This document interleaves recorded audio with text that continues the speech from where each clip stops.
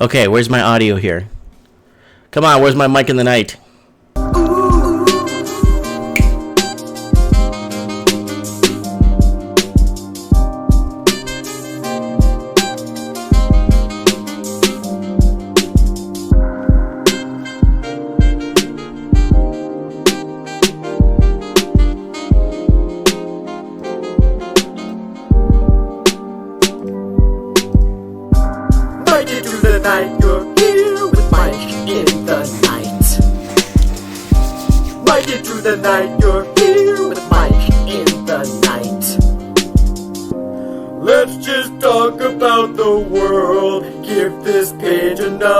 Turn, 'cause you're here with us tonight. Everything's alright when you're here with Mike in the night. Mike it through the night, you're here with Mike in the night. Giving the world light when you're here with Mike in the night. Mike it through the night, you're here with Mike in the night. Sometimes things are just absurd, so let's just talk about the world. 'Cause you're here with us tonight. Mike it through the night, you're here with Mike in the night. Mike it through the night, you're here with Mike in the night. Let's just talk about the world. Give this page another curl. 'Cause you're here with us tonight. Good morning, good evening, good night, wherever you may be watching this transmission. It is I, Mike Martins. Welcome to another very special edition of Mike in the Night, broadcasting from Merritt, British Columbia. I want to send out shout-outs to all the trucking industry, people on long hauls that are listening to Mike in the Night and downloading back recordings, I guess, through YouTube Prime or YouTube Premium that allows you to download anything you want and listening to me on the road. Special thanks to all of them folks driving them big rigs down on Highway 10. Apparently, there's a board or a message board online for Highway 10 drivers, truckers that go across 10, listening to Mike in the Night. So if one of you guys want to call into the show sometime and tell us what you think is happening, you're obviously listening, so there has to be something. There's got to be something they want to ask, right? So we got Three Right Gaming Guys podcast who might be on the show. He will see. He said he's going to come on the show with a friend. They're going to be discussing what happens with continuity of government. Do they have underground bases? What's going on with continuity of government? Gemini Crew, yes, don't forget to check out Gemini Crew. He's got his own channel and made the intro song for me for Mike in the Night. Campbell Soup River in the house. We got Low Roller Scratcher. We got Ed Hutch. We got Living the Dream. We got Living the Dream's asking, how is your wife and the brand new baby doing? Fantastic. They're taking care of business right now for me. With mother taking care of business. And the other day I was kind of going through my dad's stuff here at the house because it's really sad. My dad came here on vacation to see the birth of his granddaughter, and he ended up passing away here. And I was going through his stuff. He passed away last month, and I found his wedding ring. So I'm gonna carry it on now. It even has my wife's. It even has my mom's name inside. So what I'm gonna do is put my wife's name inside too. There's lots of room in the band, so I'm gonna do that. We got Luke in the house. We got Living the Dream in the house. We got Popeye Chicken Sandwich Wars. Lower Scratch asking me, no, I don't know what that is. And, yeah, Mike in the Night, baby. Mike in the Night. Burning the bar, because you're here with me tonight, and all of us tonight on the show. Someone's being evicted? Who?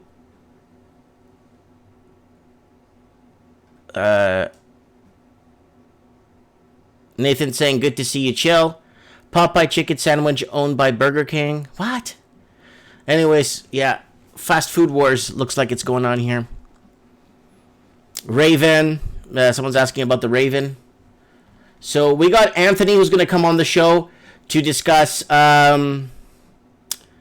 what's happening in South America. It's kind of important. It's kind of important because Anthony has been following what's happening in Argentina and Brazil. Argentina and Brazil is in a real heap of problems right now, economically, financially, civilly. They're going through a lot of problems. Anyways, let's kick it off, guys. Here it is, the Mike Martin's channel. I'm at 10,809 subscribers. A couple of videos going semi-viral here. Don't forget to check out back issues or back videos of Mike in the Night and the new generation here. Don't forget to check this out. We got trends in the housing market every Wednesday night, talking about the housing meltdown in every English-speaking country. Can't Read Market Talk is the new show I started. We are now on episode 9 this Monday. So it's been going good. And we've been getting guests on the show to talk about markets. So this is Can't Read Market Talk. And Morning Coffee with Mike is always doing well. Housing crisis. This Vancouver condo declines is blowing up. Negative rates blowing up. And rents and lifestyle. So don't forget to check out the channel. Guys, also, if you want to join me on Patreon, I got 14 Patreon supporters. If you want to be number 15 and donate $1 a month, please go ahead and do so. I had to buy you, Mike. Look. Okay? It's like, I think 180 plus tax and shipping is like $200, okay? I had to buy another stupid mic.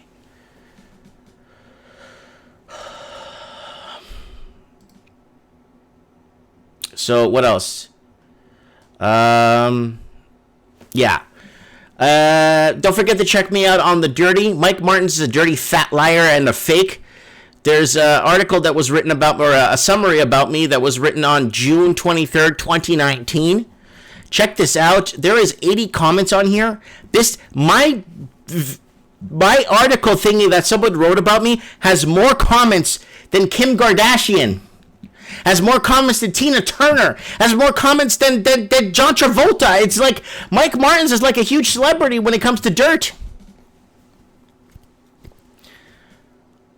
Yeah, Lord Humongous will join the Discord channel. But guys, please, I need you guys. Look, if you're going to create a Discord channel on the side with members of the channel, guys, I really, really, really need you guys to be all PG about it, please.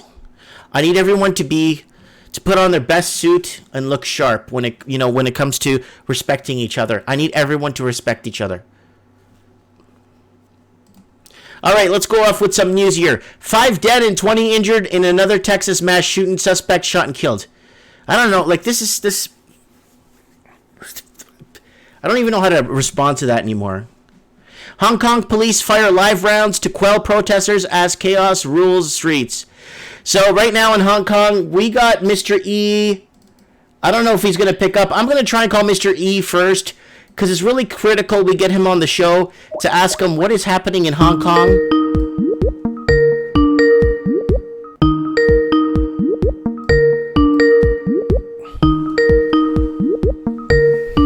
The person whom you're trying to reach is... Okay, he's not picking up. He's in Hong Kong right now. I think he's being held up in a convenience store until the tear gas clears up or something. Not sure. But from what I'm hearing on the ground right now in Hong Kong, it's not good. He's always dodging tear gas and he's always dodging rubber bullets. So I'm just waiting here. He's actually writing me something right now. You'll have to give me a few more minutes, Mike. Currently dodging a blockade with a taxi. Oh, my God. Oh, he's in trouble. He's in trouble in Hong Kong. That's for sure.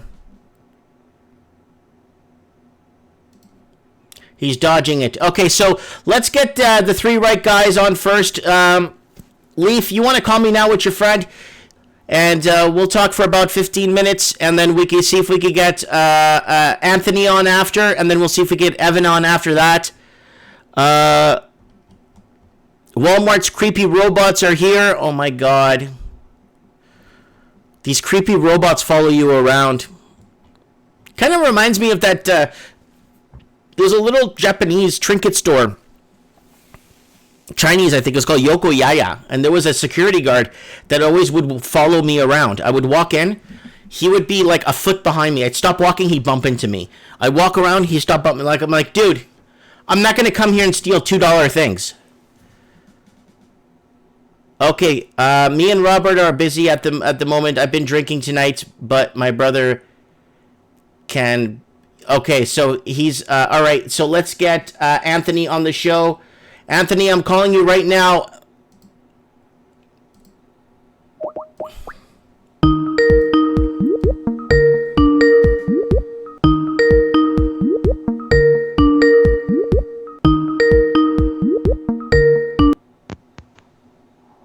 Hello, Mike. How are you, my brother?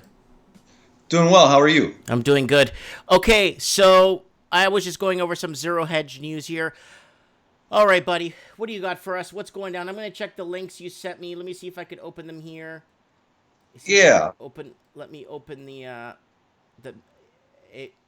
it's not letting me open the chats. It always does this. Just put them in the comments if you don't mind. In the comments here just tell us what's going on, and then I'll start looking it up. Go ahead. Yes, I got to open up the window again. I closed it. But anyways, so I'm going to talk about Argentina and then kind of review what I already put on your show last year. Mm-hmm. And that'd be a good video to like repost or something, because a lot of it is leading us to the crash we're seeing globally. Like I said then in the video, a lot of markets topped out in 2018 with tax cuts. And now we've just seen like temporary influx of capital with the Fed, different manipulations, but we've seen it bleeding out from Spain to Argentina to Japan, really around the world, and they're getting harder to hide from us the crisis. And Argentina is especially important because we're going to witness a whole breakdown and dismantling of society as far as anarchy. Mm-hmm. And what have you heard recently about Argentina then? Well, I spoke to someone on the ground there, and they told me that the economy right now is spiraling out of control. They are currently going through an election as we speak, and I was watching the live Argentinian news on the channel at the same time while I was live with them, and they were discussing basically how these young, supporters of parties are putting up posters and getting paid to put up posters through Buenos Aires and other major cities to create awareness to people to go out to vote. But they were asking these young people putting up these posters, do you know what these people stand for? And the people putting up the posters have no idea. Absolutely. The election for me is just a fraud in general, because when both sides are completely corrupted and have been lying about the economy for years now, the election is completely worthless. And right now they're blaming market moves on it, like, oh, Argentina voted the wrong way, it voted for populism, this and that. But I mean, Argentina is kind of governed by witchcraft and a whole lot of mafia-style tactics. So this is just an orchestrated fraud between a class of billionaires. We could take lessons for this in other countries, like I said, because in the United States we have a similar dynamic unfolding. Did you get the link I put in the window in the comments? Hold on. Yeah. No, Raven. They're blaming Christine Lagarde of the IMF. She deserves part of the blame. I mean, there's a whole lot of dirty business in the IMF as well. And it's just this blame game between sides now. I don't see it, dude. I put it in the chat. Do I have to have special permissions to put it in the chat? No, you don't. Yeah, my comments thing has been acting really funky. Because somebody commented on my video. They were commenting on my video the other day, and their comments came towards the end of the show. Okay, and then Gmail doesn't work, or what? You could go. I don't want to go my Gmail right now because it takes me forever. Because I can't read. I got a few articles here. Ready? Yeah. Argentina in grip of spiraling economic crisis. The bond markets have meted another beating, and Argentina government bonds at the latest signs of trouble for Latin America's economy. So right now, this is posted August 30th, so that's yesterday's date. The bonds, obviously, they're going to go into negative territory. This is going to start. People are going to lose influence or confidence in the influence. People are going to lose confidence in the banking system, and this is just going to lead to another Argentinian peso runoff, where Argentinians run to the bank and cash their money into American dollars. Right. And then in the global backdrop, I mean, the last time this happened was 2001, but let's take a look at the rest of the world in 2001. Was Venezuela where it was in 2001 today? No. And was China in a trade war with the U.S.? No. Were there riots in Hong Kong in China's banking center in 2001? No. Was the euro in some major crisis in 2001? Kinda. Right. It was in a recession. Right. So, and then, but was Brexit happening in 2001? No. Yeah, so there's a pattern here. This seems to be so much worse than any of the other crises facing the region. And I'm going to try sending a link here again. It's just not showing up. What's the article called? Tell me. Okay, I'm going to click it and then just get on YouTube. Can you get to YouTube now? Hold on. Oh, you want to send me a YouTube link? Yeah, that's what I had. Yeah. Oh, wait, I got one here. Hold on. I got one here from the New York Times from 2 days ago. Can I read this one real quick? Of course, yeah. Who is to blame for Argentina's economic crisis? Argentina remembers the role of the IMF played in the last depression. They also remember the improvement in their lives under Kirchnerism. Kirchnerism. Yes. So protest in Buenos Aires on Thursday against the economic turmoil and the lack of jobs under President Mauricio Macri. And then here it's about how their lives were so much better in Kirchnerism. And like, that's the irony here. Like I said before, Kirchner in German means of the church. So they're like, there's something spiritual here. You know, all really things are spiritual in this cycle we're in, I think. And it's just the biggest irony that the most immoral government that got them all hooked on welfare calls itself churchism, basically. Yeah, they always basket with something spiritual. And then it makes people like myself who's spiritual or Catholic look like the bad guy. Well, I think it's by accident. Like, they were really born for this. Okay, you can search something. Yep. Search Macri. Macri, yeah. Mm-hmm. Desde el balcón de la Casa Rosada. Here it is. Yeah, and then search Desde, D-E-S-D-E, el balcón de la Casa Rosada. Balcón? Yeah, yep. And then right there with his wife behind him, 2 down, go 59 seconds. It's a short one. Okay. I see it on your, yeah. This is the short video. All right, let me translate for you guys. Hold on. Let me just turn this up so I could hear a little bit better. Yeah, you can skip halfway through. Skip halfway through if you want. It's only 50 seconds. I could just hear. Let's listen. Okay. Whoa, what the hell? Thank you for everything and all your accompanying and your support that we've heard. And you understand what's happening to us. And it hurts my heart to say we need to change because we can become better. We have to be together in this because we want to make a change for history. We need to change to truth without screwing each other over and misrepresenting each other. Working together. Together. Playing. This is Argentina and this is what we want.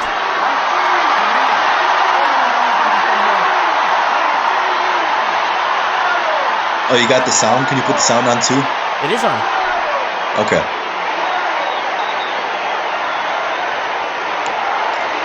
So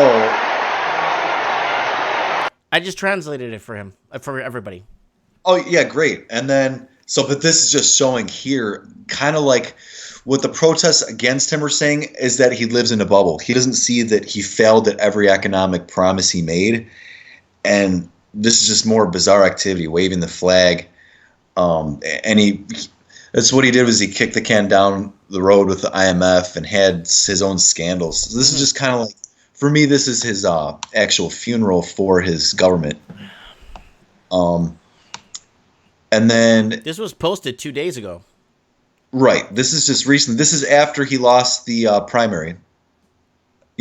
So he's he the problem with the primary was it showed his opposition is winning, like by a long shot, coming in a couple weeks with the final election, and that's why we're losing total confidence in the economy, because everything he said has been shown to not be true. And then you can look at like protestas contra Macri if you want to look at that now. This shows who hates him. If you want to search again, the protestas contra Macri.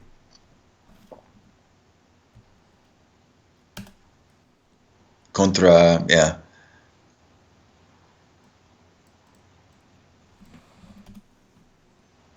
This one? Not canciones, just protesta. No, here I'm in a mento. Argentina protesta contra Macri por la empeoramiento de las condiciones económicas. Yeah, you could pick one of these. This is it. This is from yesterday. That's 2 days ago. 2 days ago, yeah.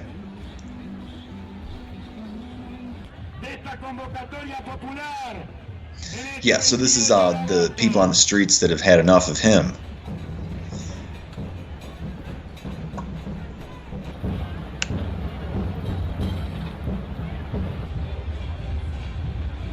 So this is what's happening in Argentina, folks, on the ground.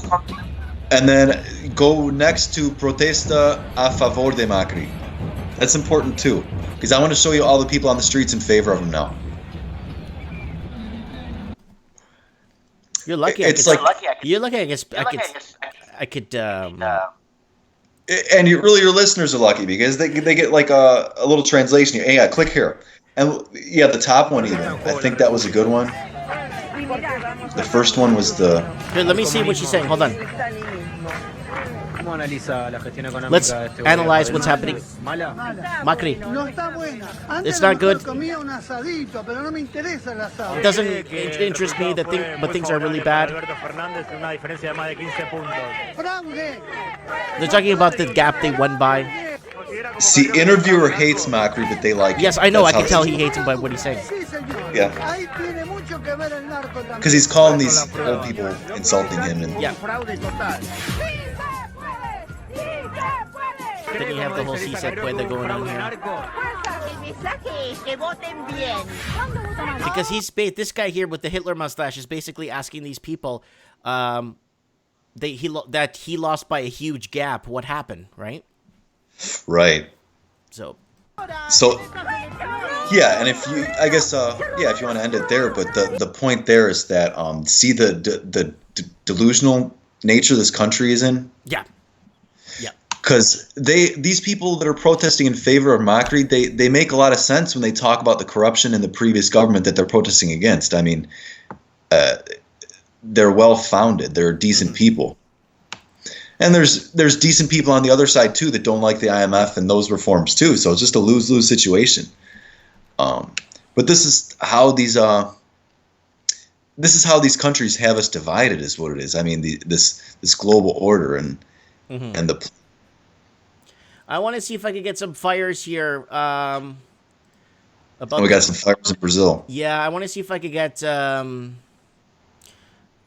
want to see if I could get something for the news real quick because we're already on South America.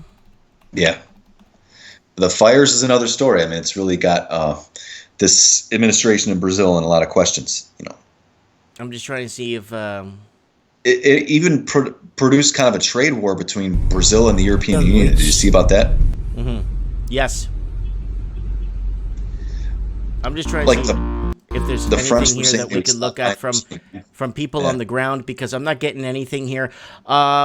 There's always been forest fires in the rainforest, because I remember when I was in Brazil, I think when I was 22, 23, there was like 100 and like 23,000 forest fires. Like, you know, it's not like it's never happened before, right?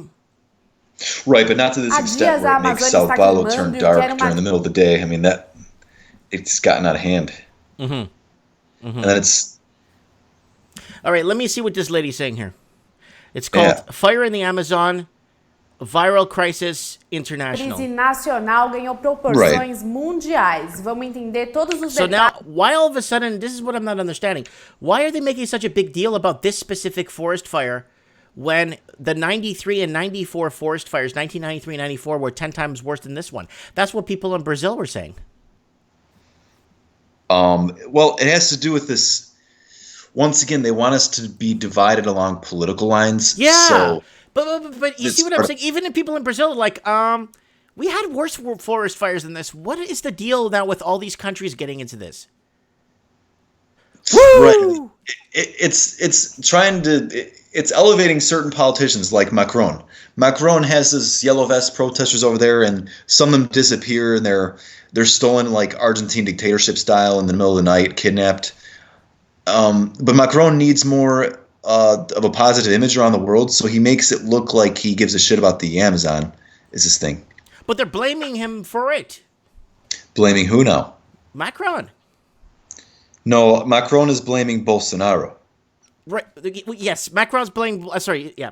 They're blaming Bolsonaro. And Bolsonaro's like, we've had forest fires before. What's the deal here, right? Sorry. I'm just here. So this background, let's see what he says here. Our house is burning. Literally, the Amazon rainforest, the lungs of it produces 20% of our planet's oxygen is on fire. And the international crisis members of the G7 summit, let's discuss emergency first order in 2 days. I'm not understanding. In 93, 94, the forest fires were a lot worse than this. When I was in Brazil, there was like 20, 30,000 forest fires when I went to visit. And just look up some commentary from Bolsonaro, too. Yeah, okay, hold on. Post em sua rede social dizendo que os incêndios são uma crise Because it's this tit for tat with them. Bolsonaro rebateu. So she's saying that that the social media sites are on fire right now, basically discussing this negligence of these forest fires. A atitude de Macron dizendo, abre aspas, que evoca a mentalidade colonialista de... Okay, here we go. We have Bolsonaro here saying, it's in Portuguese. He's saying the government from Brazil is open for dialogue. Com base de dados with dates and objectives objective data. Yeah. I'm reading it. And President français, so they're talking about the French president, and they're talking about this at the G7 in the precipitation of the countries of the region. E evoca uma mentalidade colonista descobrado no século XIX. They're talking about it's something that's it's coming from a mentality, like a mentality from the colonialists, yeah. Colonialists of what is XXI in years, guys? Of 18, it was a long time ago. What, like 200 years ago? Yeah, XXI. Yeah. So he's accusing Macron of being a colonialist in the European Union. And then G7. Right, so he's accusing them all of being colonialists against him. So I don't, it's like they're making a big deal out of something. Like, it's like the whole Trump wall thing. They've been putting up walls against the U.S.-Mexico border for the last 50 years, and now they're making a big deal of it. You know what I'm saying? True, and to this big deal between Bolsonaro and Macron, it's like I've watched them both participate in basically satanic rituals openly. I mean, the rituals they're involved in is like astounding. And just how we accept it as a mass or something is just amazing. Bolsonaro on his inauguration day was like riddled with ritual and Satanism, and he calls it evangelism or something and invokes God and everything, but it's all just shit witchcraft. And then what is the result? Look at all the fires. Blame him, blame Macron. I think Macron needs to kind of look at his country on fire right now. Well, that's part of his plan. He's sent there to destroy the place. And if you got a problem with it, there'll be a car with no license plate knocking on your door at night, and then you'll be a French disappearing protester because they're disappearing people there now. Yep. So it's getting, I don't know, there's too much happening right now in South America that, like you said, did we have this in 1990? Did we have this? Did we have this? So what is going on now? Why are we having all of this happening at the same time?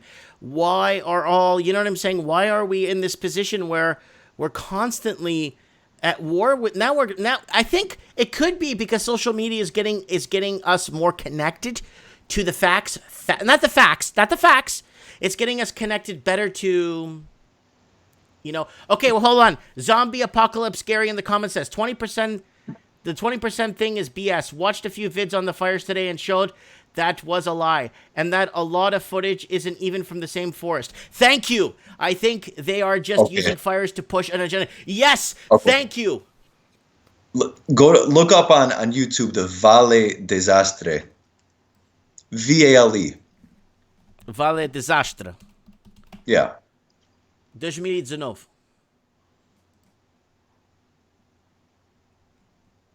2019. Valley Disaster 2019. I'm getting something else, buddy. No, don't. Spell it again. Not distro, desastre. Disaster. I'm getting something else. Well, you can write in English. Valley Disaster. Disaster in Brazil. Here we go. Okay. Terrifying moment in Brazil. Dam collapses caught on camera. That one? So it's failing infrastructure. Exactly. And it was failing before the current leader. Valley is run by scumbag Satanists too that don't care about the human sacrifice in the valley below them when it blows out. Well, in these jungles, they never did. They sacrificed the Incans, the Mayans. They sacrificed blood to the gods, right? It's still in action today. Yes, yeah. And even the Argentine famine. And then you can look up comedores in Buenos Aires and crisis. Comedores crisis. COMEDORES. Comedores crisis. And you can look at the people lining up in soup kitchens in Argentina because the hunger. Hola, buenas tardes, felicidades, ¿cómo estás? ¿Qué tal? Yeah, that's from a year ago. There's more recent ones too that show. Yeah, but it doesn't matter. These people need to eat. It doesn't matter if it's a year ago. It's happening. Yeah. Look, it's just getting deeper now. Wow. So this is the world's breadbasket. This is China's breadbasket. This is the country that supplies China with all its food, and it can't even really feed its own people well. Entonces necesitarías una olla más grande, ¿no? Una olla más grande, utensilio de And cocina then, no tenemos, usamos lo que es casa, horno, tenemos que es Este horno que yeah, it's pretty bad. I'm looking at these families here, and they're trying to cook and just feed the families, and basic necessities are not being met in a majority of the world right now. Right, and I think it's coming to a head now, and we're being distracted by it. And then about markets, what do you think about the U.S. economy now in this backdrop with emerging markets? U.S. economy is, I think the dollar is going to rally a little bit next week. I think gold's going to go up. I think Bitcoin's going to probably poop the bed. But I think silver's going to go up. I think the markets right now, people are in fear of the markets and people are losing confidence. So a lot of them are switching to gold and silver right now. And I fear with another rate cut looming and the bond markets and America not being able to take care of its own sovereign debt, you're just going to start seeing defaults in the major banks. You're going to start seeing people losing faith in the banks and pulling out their money and causing another bank run. And I think they're going to ban cash, and then they're going to just start going with negative interest rates to charge people for putting money in the banks.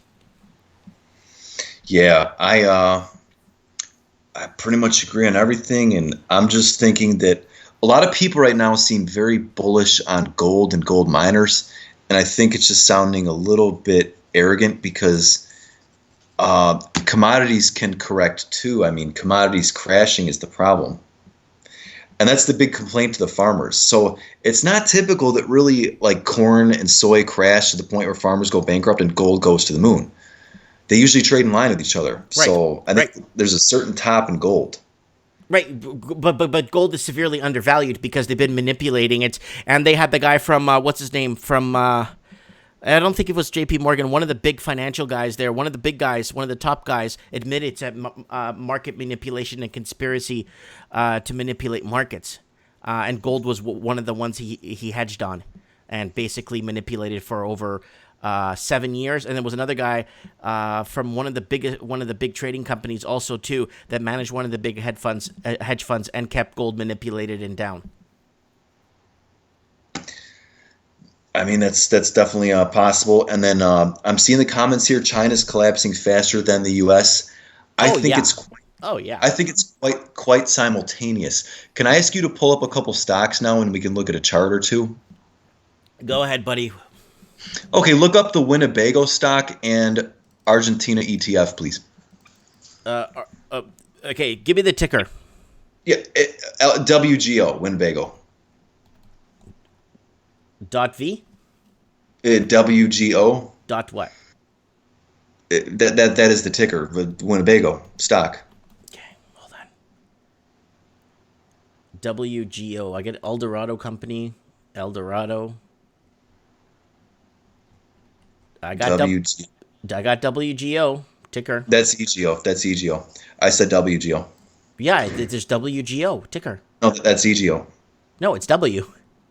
No, it's saying EGO at the bottom. It's WGO. I have typed in WGO. Type in WGO stock. WGO stock. I put ticker. Okay, stock. Here we go. Winnebago Industries.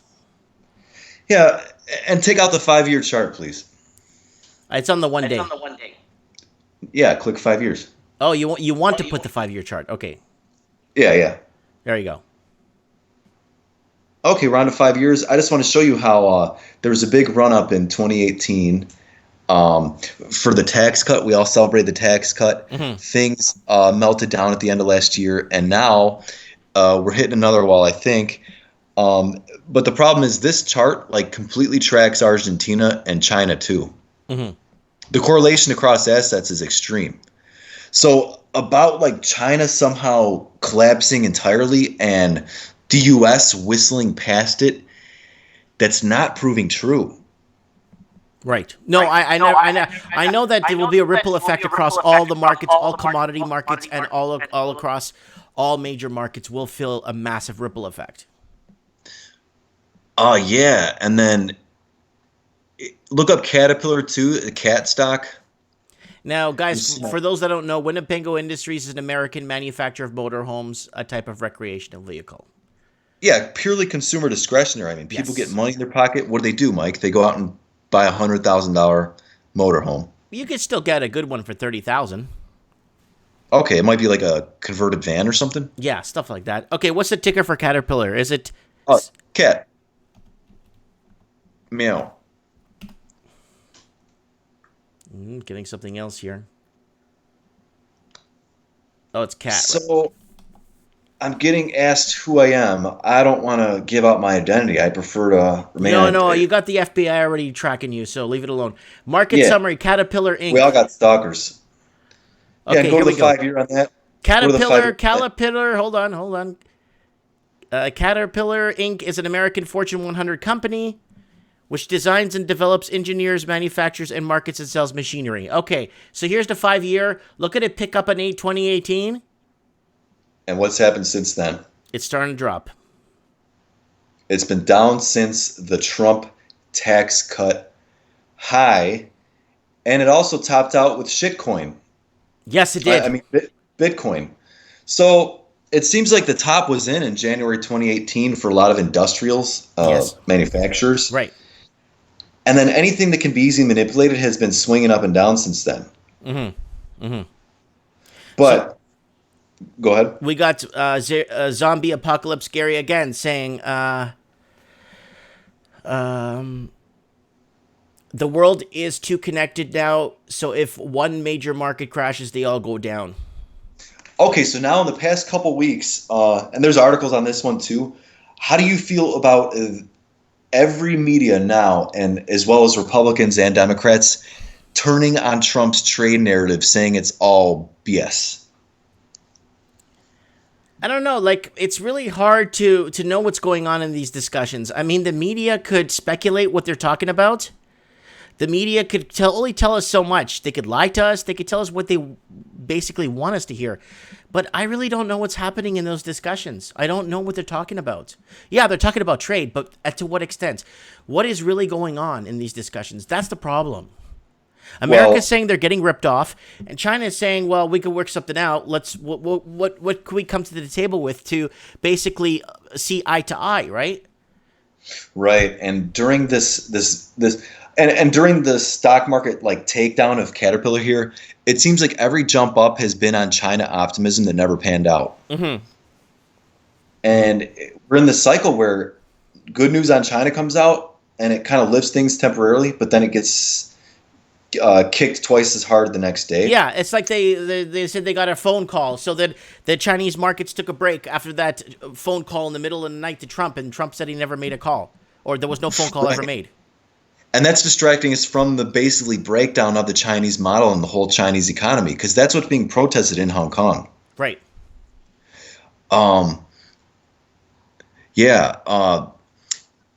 So it's a global contagion, and it's so huge that I just don't think anyone's looking into it. So, dude, the Turkish lira goes for a dump. They feel it in the NASDAQ. They feel it in the Dow Jones Industrial. It takes a hit. The Brazilian real takes a hit if the Turkish lira goes down. So we're all connected one way or another. But sit down with your financial planner here in good old Michigan or anywhere. What do they tell you? They say, you need to be in these markets. If you want to be able to retire by the time you're 65, you need at least $1 million. And it's all BS. It's a bunch of garbage. Because they don't watch the markets. They don't care about China. They tell their people near retirement to stay invested in China. These global indexes.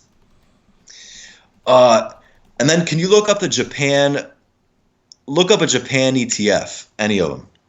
Hold on a sec. I'm looking for Ric Flair saying woo. Sorry. Okay, Japan. I already have this here. Economy. Let me go Japan here. I already have a Japan. I got one. Any Japan ETFs? Hold on.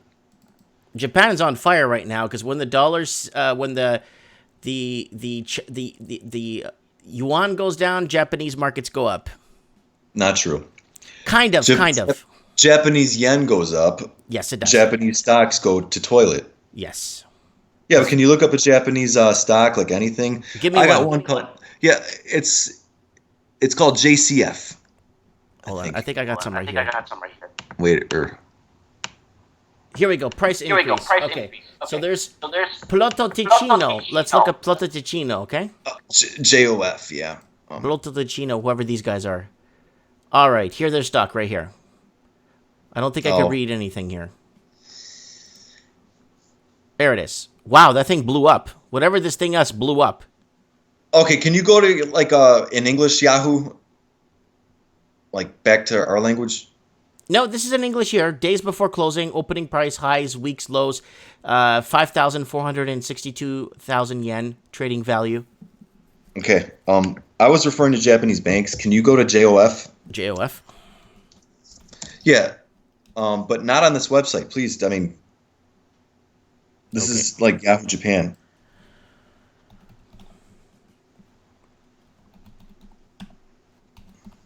All right. JOF bank stock. Just stock, like that. All right. Here it is. Get rid of the bank thing. Yeah, investing. And then look at a 5-year on that. Mm-hmm. There we go. You got a 5-year total? Yep, it's below. Did it peak in 2018? Yes, it did. 2017, 2018, there was a peak, and it's crashing right now. Right. So Japan is also in a meltdown. Yeah. I'm seeing here from 2015, 2016, 2017, 2018, and then 2019, it goes to crap. Right. So where is the strong point in the world when, the U.S. and China are in this trade war, and just, by the way, Japan is falling apart in financial crisis? It's just like icing on the cake at this point. Mm-hmm. It is. It's definitely. I'm seeing the pattern you're showing. You're illustrating to us a pattern of basically either default, just running out of money, running into too much debt. It has a lot to do with consumer spending too. Is also making its way through here. I think they're going to start shaking up more money markets. Sorry, so they could get more money into the equity stocks. Right. So, yeah, that's what I'm thinking. I'm guessing. I don't know anything, but I'm just telling you now, that could be a way. And back to the comments, someone saying Japan, Germany, Argentina, China. These are all markets to look at in this trash crash, but even like Spain's market is in the toilet. If you look at Spanish banks, they're all tanking. And then I'm putting shorts on Chilean banks now because Argentina is going to blow into there in the next few weeks. We're kind of acting like it's contained now, but it's not. Okay. And Chile's overvalued in this sense. And Okay. I get it. We're getting it here. Now, I got to, how long have we been talking here? We've been here for 34 minutes. Okay, bud. Anthony, you did a lot of good work for us, a lot of research. We'll have you on again next week. And if you want to come on, do you ever watch my morning Can't Read Market Talk in the morning? Or are you at work? Yes. Well, if you want to come on that too, to be a regular guest on that one, that would be really good. Right, I'll have to open up my schedule, but that was interesting too. And just to end it with that guy in Australia that's basically a stockbroker. I mean, I'd love to see his insights on what he's shorting in this market because he was pretty prophetic because he singled out Telecom Argentina as a short, and that seems to be the first one to tank. And then with these shorts, I mean, with something like you're Argentina, talking about my personal financial advisor, the guy there, what's his name? Andrew. Yeah, he's down there and. He brought up, Telecom Argentina as far as default because if you find a good short like that, you can short it today, short it tomorrow, short it with more the next day, and just watch it till it bleeds out like a hemophiliac. Mm-hmm. So that's my plan for this crisis is just short it the whole way down because it's going to be long and deep. Okay, brother. And so, I'll end it there. And I see the comments are great. We're talking about tariffs and then the trade war. And how do the tariffs affect the protests and the China's going to explode. So, all right then. Well, let's head over to China right now. Thank you, Anthony. God bless you, okay? All right, have a good one. Yep. Okay, so we're going to get Evan on the show real quick here. Who's on the ground in Hong Kong? I think he's dodging tear gas right now as we speak.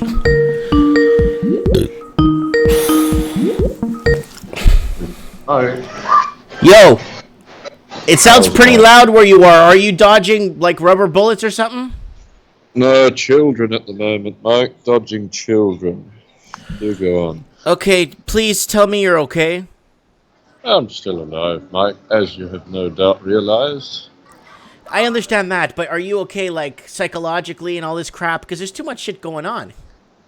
There's a lot going on, but, I mean, to frazzle me, Mike, it takes a lot. I mean, I was going to compliment you on your market talk. Last night, was it? Last night or the night before? Last night. Oh, yeah, it was during my morning, yeah. With Andrew Baker, I really liked the part where I heard the water noises and the leather chair. That was my favourite part. I should tell him to do an encore next time. Okay. And he really wanted to chat to me, but not about global warming. That was also interesting. Well, if you guys want to have a debate on the channel, I don't care, but everybody needs to be PG and respect each other. I agree. Potty mouths certainly wouldn't allow your channel to last very long, would it, Mike? No, obviously not. Okay, so what's going on the ground? Can you give us an insight, please? Yesterday, it was Molotov cocktail hour. They were hurling them everywhere. And they just didn't know what they were doing. It was like it was all for the camera. They threw a plastic Molotov cocktail. That's, the dumbest kind of Molotov cocktail. I don't know if you know. It won't work in plastic. I know. So you got to do it really quick. And they're all getting covered in petrol. A few of them got lit on fire. My little birds on the inside were saying it was getting very out of hand because they've got the paid agitators. You've got the undercover police pretending to be protesters. And then you've got the paid people, not Soros necessarily, but that kind of arrangement. Yeah, by the deep state. Yeah, deep state, or your, what they call a black hand. But the police have bolstered their ranks with Chinese anyway. So we're going to have to see how high they want to escalate. But each time, there's always a new theme. This time it was fireballs. So today they're going to storm the airport, I am told, but it's not on the schedule. Why are they storming the airport for? Because Ibenko's already left, and it's no problem now. He lost his pizza in the riot. I know, I don't know. Well, we've got to commemorate that on the calendar, Mike, that pizza, that half-eaten pizza that he had to flee from. Oh, the terror. Okay. But it's very fortunate he isn't here now, because I wouldn't have been able to keep him away from all the fighting that's everywhere now. Okay, can I ask, how's the economy faring with this? Economically, the government decided to throw free money at people. My personal tailor, very nice guy called Toy Boy Roy, he got a government kickback to boost his business. So they're doing that in order to cover the economic loss when countries and personnel are being shipped out away from what they consider a liability. So I'd say it's hitting it quite hard, but this is the centre of finance, so they still have to keep their companies here, as far as I know. Not like they're all going to go to Ireland or Vietnam or anywhere like that in a rush. Right. Not like Chinese businesses. Do you see a mass exodus of young people or families leaving Hong Kong right now? I can tell you firsthand, a lot of the people I know who I assist with their education and things of that nature, all their parents suddenly want to get their IELTS test, which is International English Language. What was the test? And then one other letter, and I always forget that one. But anyway, it's basically the grading system that allows you to get your visa. You need a 7 or an 8. 8 for Australia, ironically, and 7 for Canada. So a lot of them are asking me to train them up for that so they can qualify to legally leave. And they all want it in very short notice, Mike. Okay, but what if they told that they're going to just go to Vancouver, because no one speaks English in Vancouver already. A majority of people speak Chinese. What if they just immigrated there and they would easily integrate in there? Oh, we might end up with a throw away the passport scenario, Mike. It's very hard to tell. At the moment, people are trying to do it with the money and legal channels so they can funnel their money elsewhere. I mean, even people in Macau, they're starting to sell up because they know if Hong Kong goes, Macau will be in a lot of trouble. Right, because I was watching the Portuguese news that there's a lot of arrivals into Portugal from Macau. People arriving into Portugal from Macau because they hold Portuguese passports. That's right, they'll all be jumping ship as quick as they can because they know if they're going to blockade the whole area, eventually they'll have to take over Macau and all the ports. And obviously Hong Kong would be next. No entry or exit would be the plan if they do a blockade. At the moment they haven't, but they are really, really clamping down. But people are getting more and more angry. Just recently, in fact last night, in Prince Edward Station, you could probably look it up, Prince Edward Station, police, and then if you just put that in, you'll see police running through trains, beating the life out of people with metal-studded clubs. And for no reason at all. They stopped the train, ordered the train stopped, and started beating people. Here it is. This is from 10 hours ago. So this is it. Oh, wow, they're just smashing people with batons.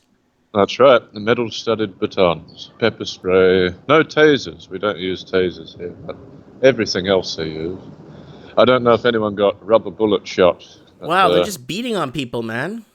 Yeah, but if you remember, if you go to Yuen Long Station, which was a while ago, they had the triad doing that. And you look at the parallel and it's almost identical. You know, the triad are beating people up with sticks, and now the police are beating people up with sticks.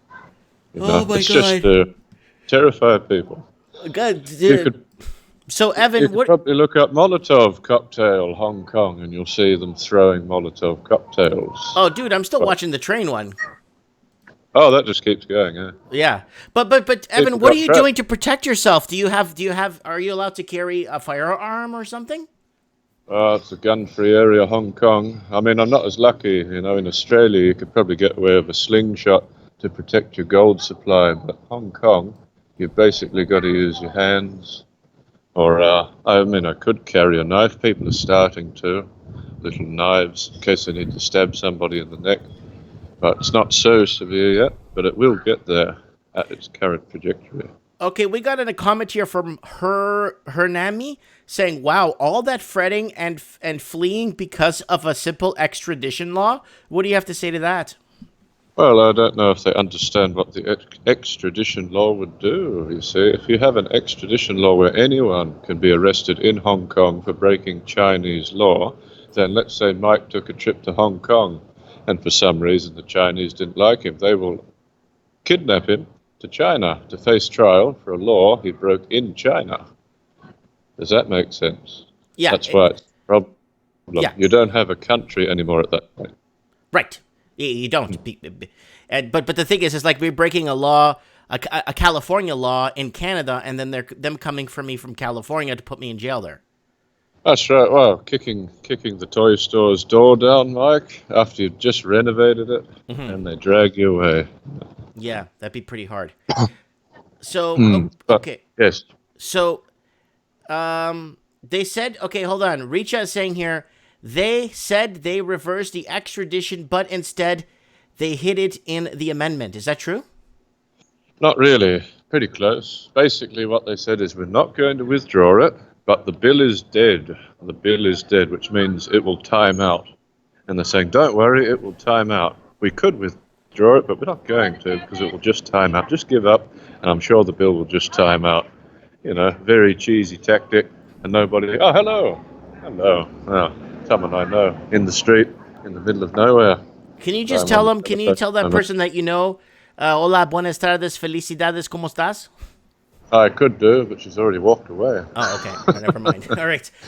Okay. So we got Stevie Stevens is asking in the comments: could this happen in Canada or the U.S. or are there too many civilians armed? No, it can happen anywhere you like. If you've got a monopoly on violence and you can mobilize in the dead of night with more people than you've got. People aren't really united anymore. They're very divided. I don't know if you've noticed. Very divided. So you're not going to come together in a united front against modern hardware and expendable people, are you?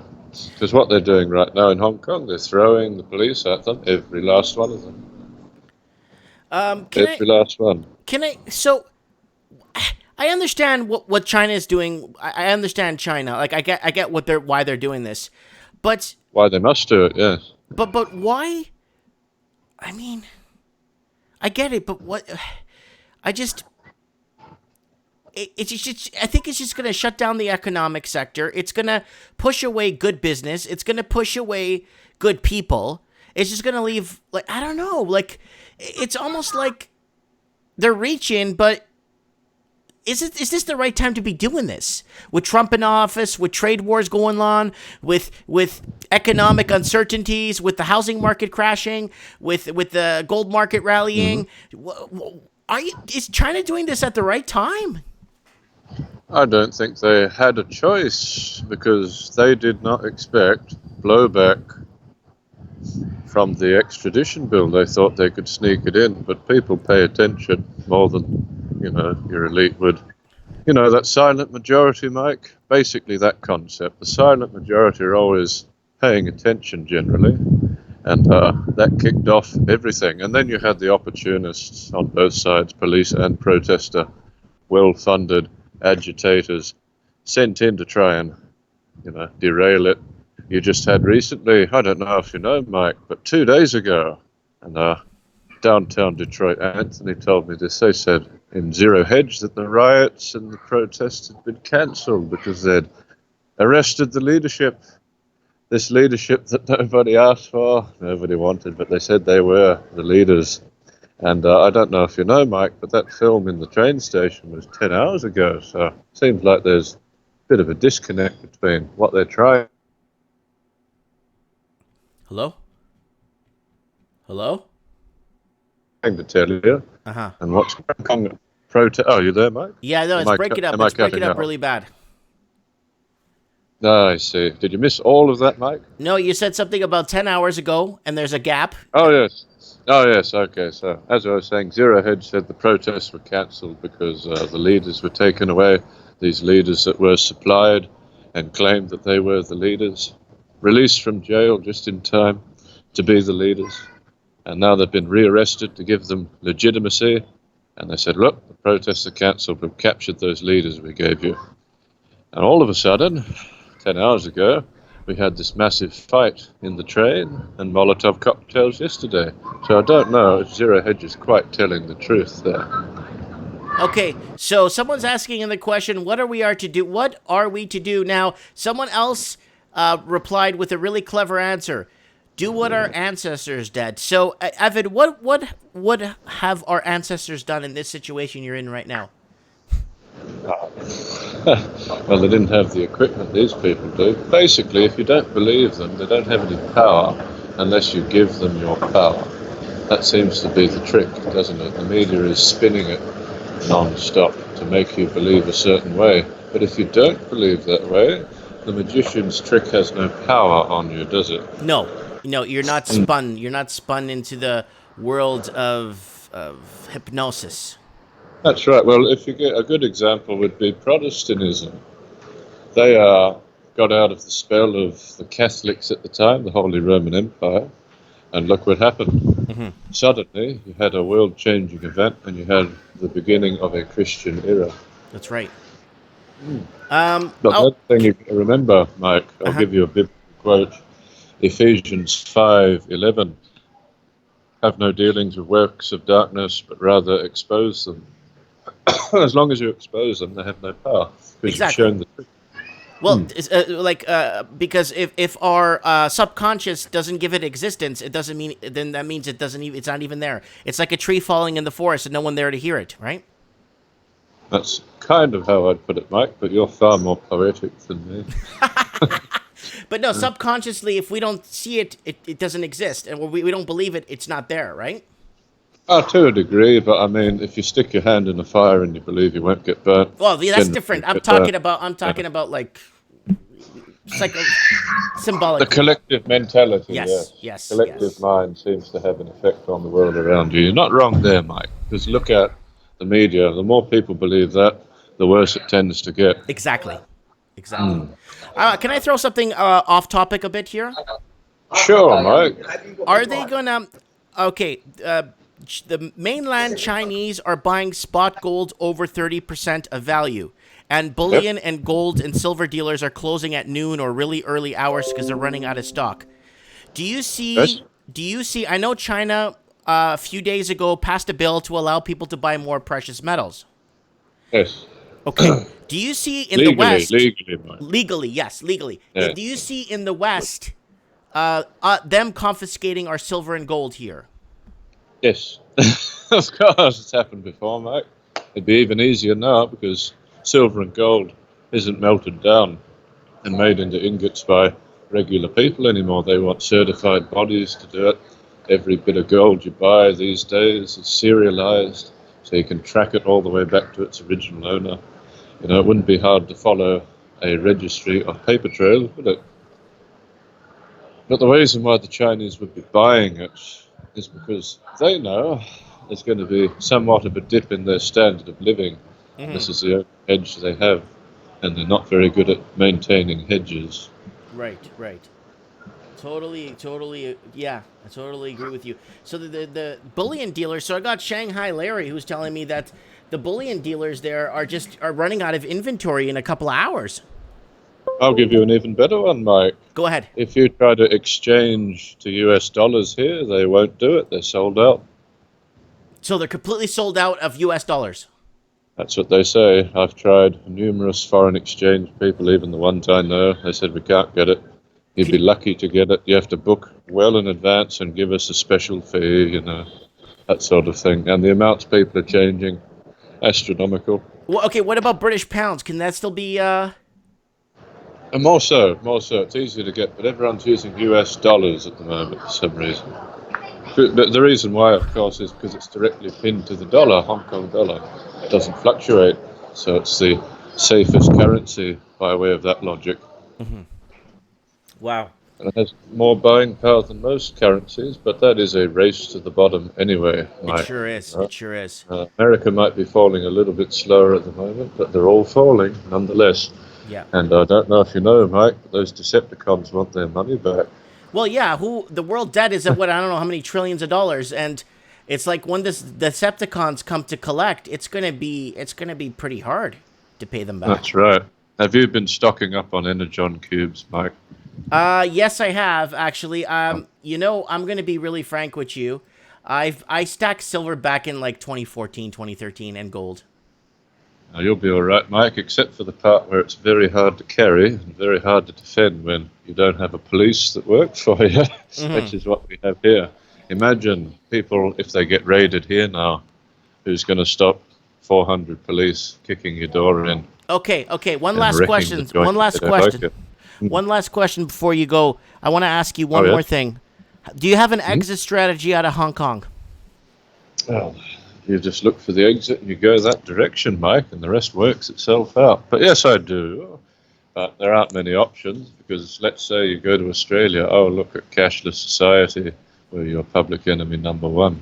Let's say you go to, Taiwan. Oh, they just took Hong Kong. Taiwan's next. Let's say you go to Macau. It's already a Chinese satrapy, so you can't really go there. So you were in Macau a few days ago in Portuguese China. I saw on. Yes, you were. Apparently, the Portuguese sent a support ship and some naval ships to Macau. That's right. Why? Well, there would be no reason if there was no problem, surely, Mike.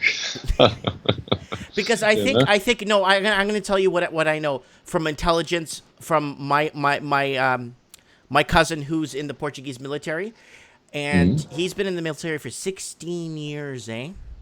That's pretty common for Portuguese, Mike. Once they're in, they never get out. Yeah, and now he wasn't stationed to go to Macau, but he's saying that he's telling me that they sent support ships and to take out the Portuguese citizens from Macau if there's to be some sort of unrest in Hong Kong. The Portuguese want all the Portuguese citizens living in Macau, which is most of them have Portuguese passports, to take them out. Well, you've got all sorts. You've got the black Portuguese, you've got the white Portuguese, you've got the Chinese Portuguese, you've got every flavour of Portuguese in Macau. Right. I just wonder how they would accomplish that. I don't know, but I know that's what they're underlying. I know there's a support ship that was sent, and I know there was a couple of other transport ships from Portugal that was sent to Macau. Yeah, I don't doubt it, Mike. But I mean, just the physical application of doing it before you've got the vicious Chinese saying, "Oh well, we're just going to take everything now." I mean, Australia's got that problem with the Chinese-backed Indonesia, don't they? All those ports in the northwest, Darwin, all up for the taking and right for the plucking.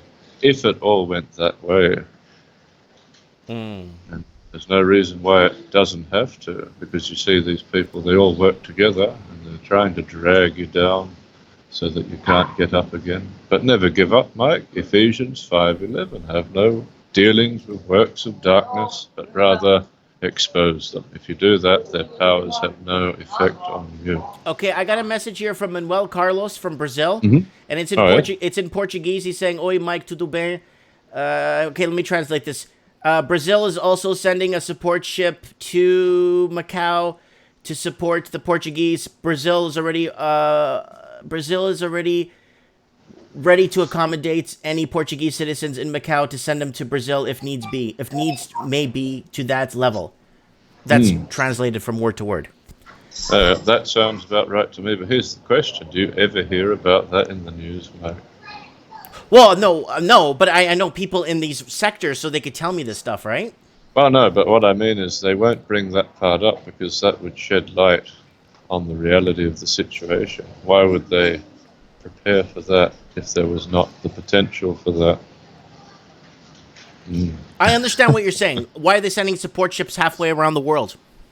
Well, yeah, it's quite a big investment, you know. They must be worried about something. What on earth could they be worried about, Mike, you know?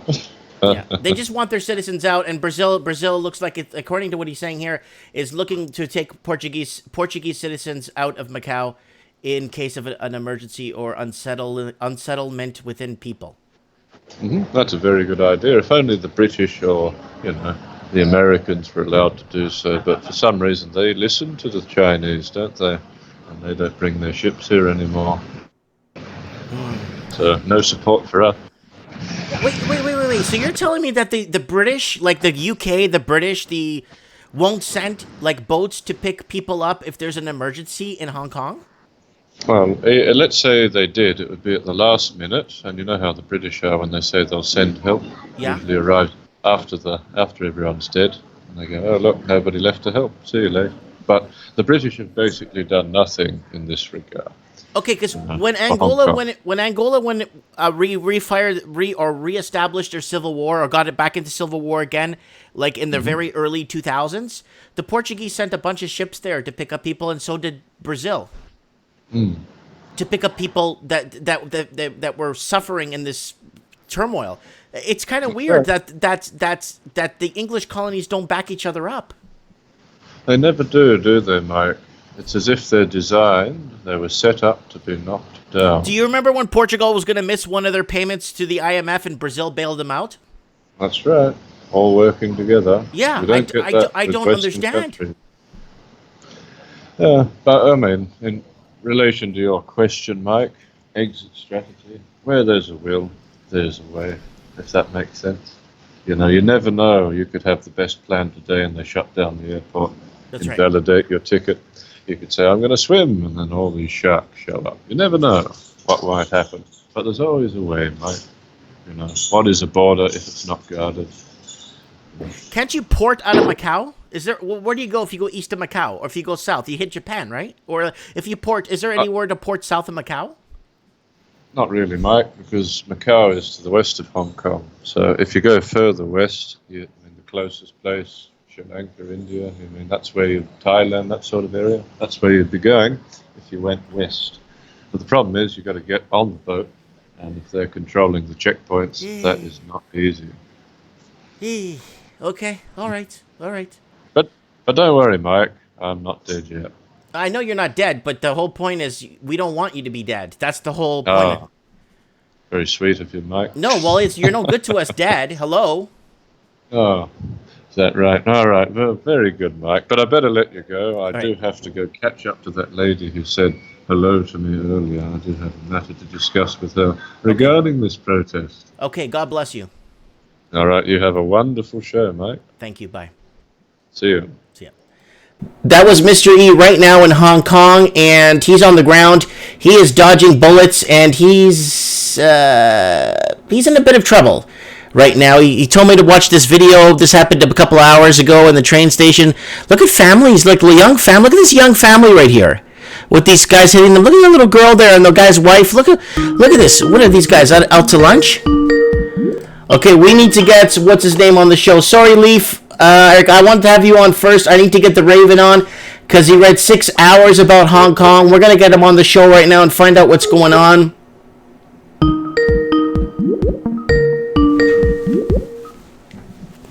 Hey, Mark. Yo, what's up, dog? How's it going? It's going good. Okay, now, please tell me, what's going on? What's going on where? In Hong Kong. You said you read 9 pages of Hong Kong. Come on, Sergi. Yeah, no, you know what? I had no idea the full story of Hong Kong, so I really dug into it, and I dug deep into that. Oh man, they've got a big problem there, and I don't think that's going to end very well for either side. Very, very touchy situation for Xi Jinping to be pushing issues there. Even Trump is in on it, saying it couldn't be a political, and then he's using it. That Trump is insane. But yeah, lots of problems. What do you want to know? Well, how well, let's not get to the punchline right away. Let's get to the. We understand it's an extradition treaty. We get this. China wants to impose its law into Hong Kong. Yes, we understand that. But what we want to know now is, what's the angle of this? We get it, control. But what's the real angle? What's the agenda? What are they really hiding? Well, you know what? It's more than that extradition bill. That's just a part of it. And there's quite like China's not supposed to be pushing that extradition. It comes down to that guy that murdered his girlfriend. He strangled her and he put her in a suitcase, and they want to extradite him. So they want to extradite specific people. They don't want to make it so they can extradite everybody. They want to. It's got to be specific. But no. They said no. 2047. You were handed over to China, and China's trying to change the rules of the game before the game is over.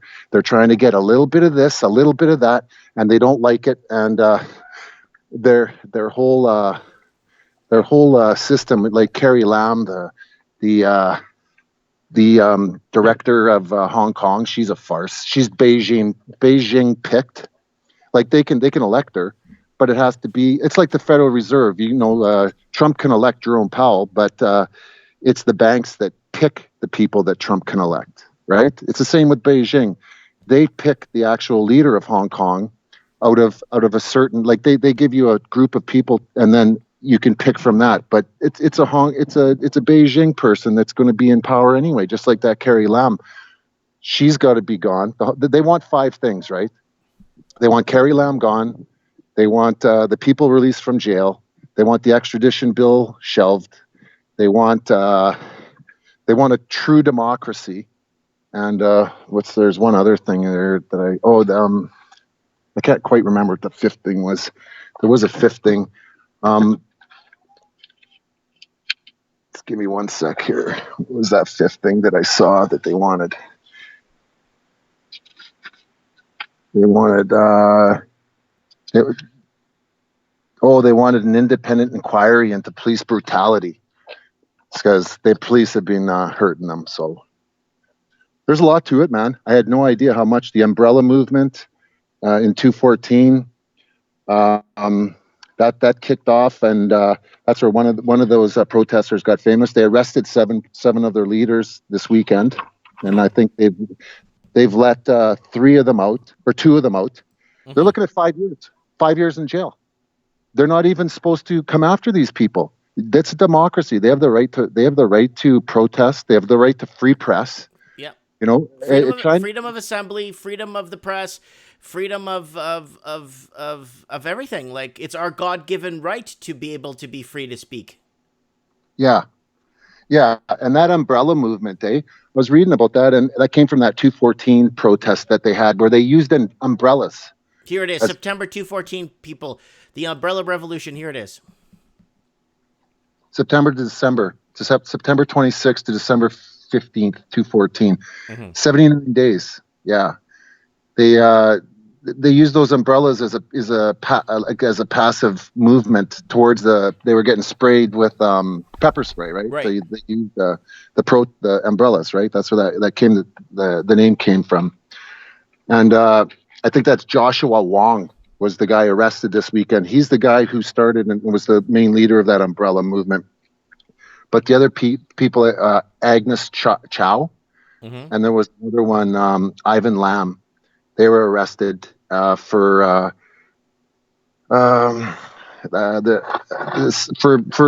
trying to get people to group together. There, it's illegal, and it's punishable by 5 years. It's an unauthorized assembly for trying to get people into an unauthorized assembly. So looking at 5 years, all those people, and that's just Beijing doing their same old thug, like getting the white triads. The triads are the tough guys for Beijing, eh? They'll work for Beijing and do that. There's lots of stuff going on with that. I had no idea how much. That's a big problem. It's a way bigger problem than I gave it credit for last time I talked to you. Way bigger problem. Okay, I got something breaking here. Raven, you want to hear this?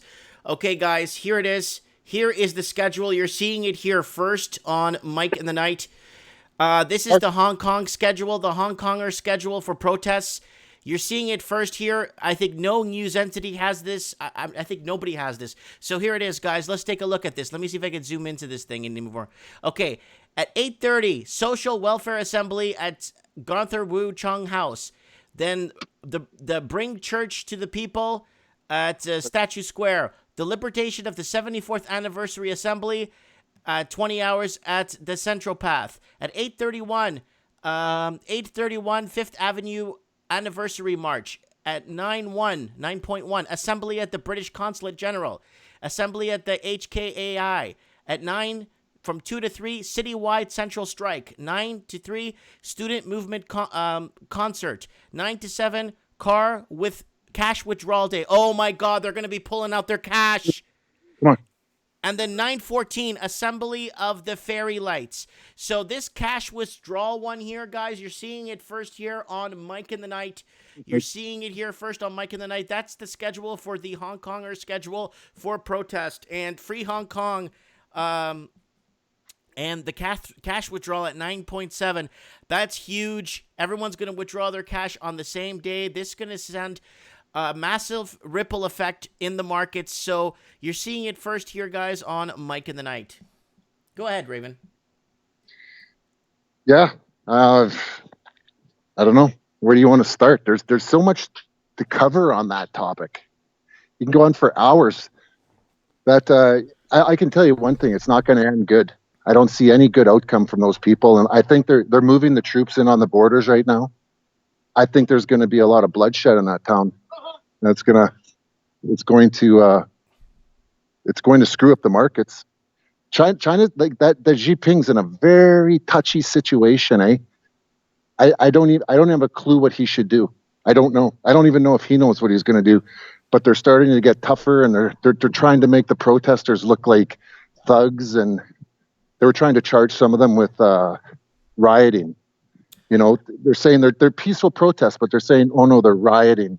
They're trying to turn it into like that they're criminals, and it looks like they're trying to get enough. Like, what can you do rioting in those kind of cities? It's all skyscrapers. What are you gonna do? Like, throw a cocktail at a porcelain and marble outlining of a shatterproof window skyscraper? What's gonna happen? Nothing.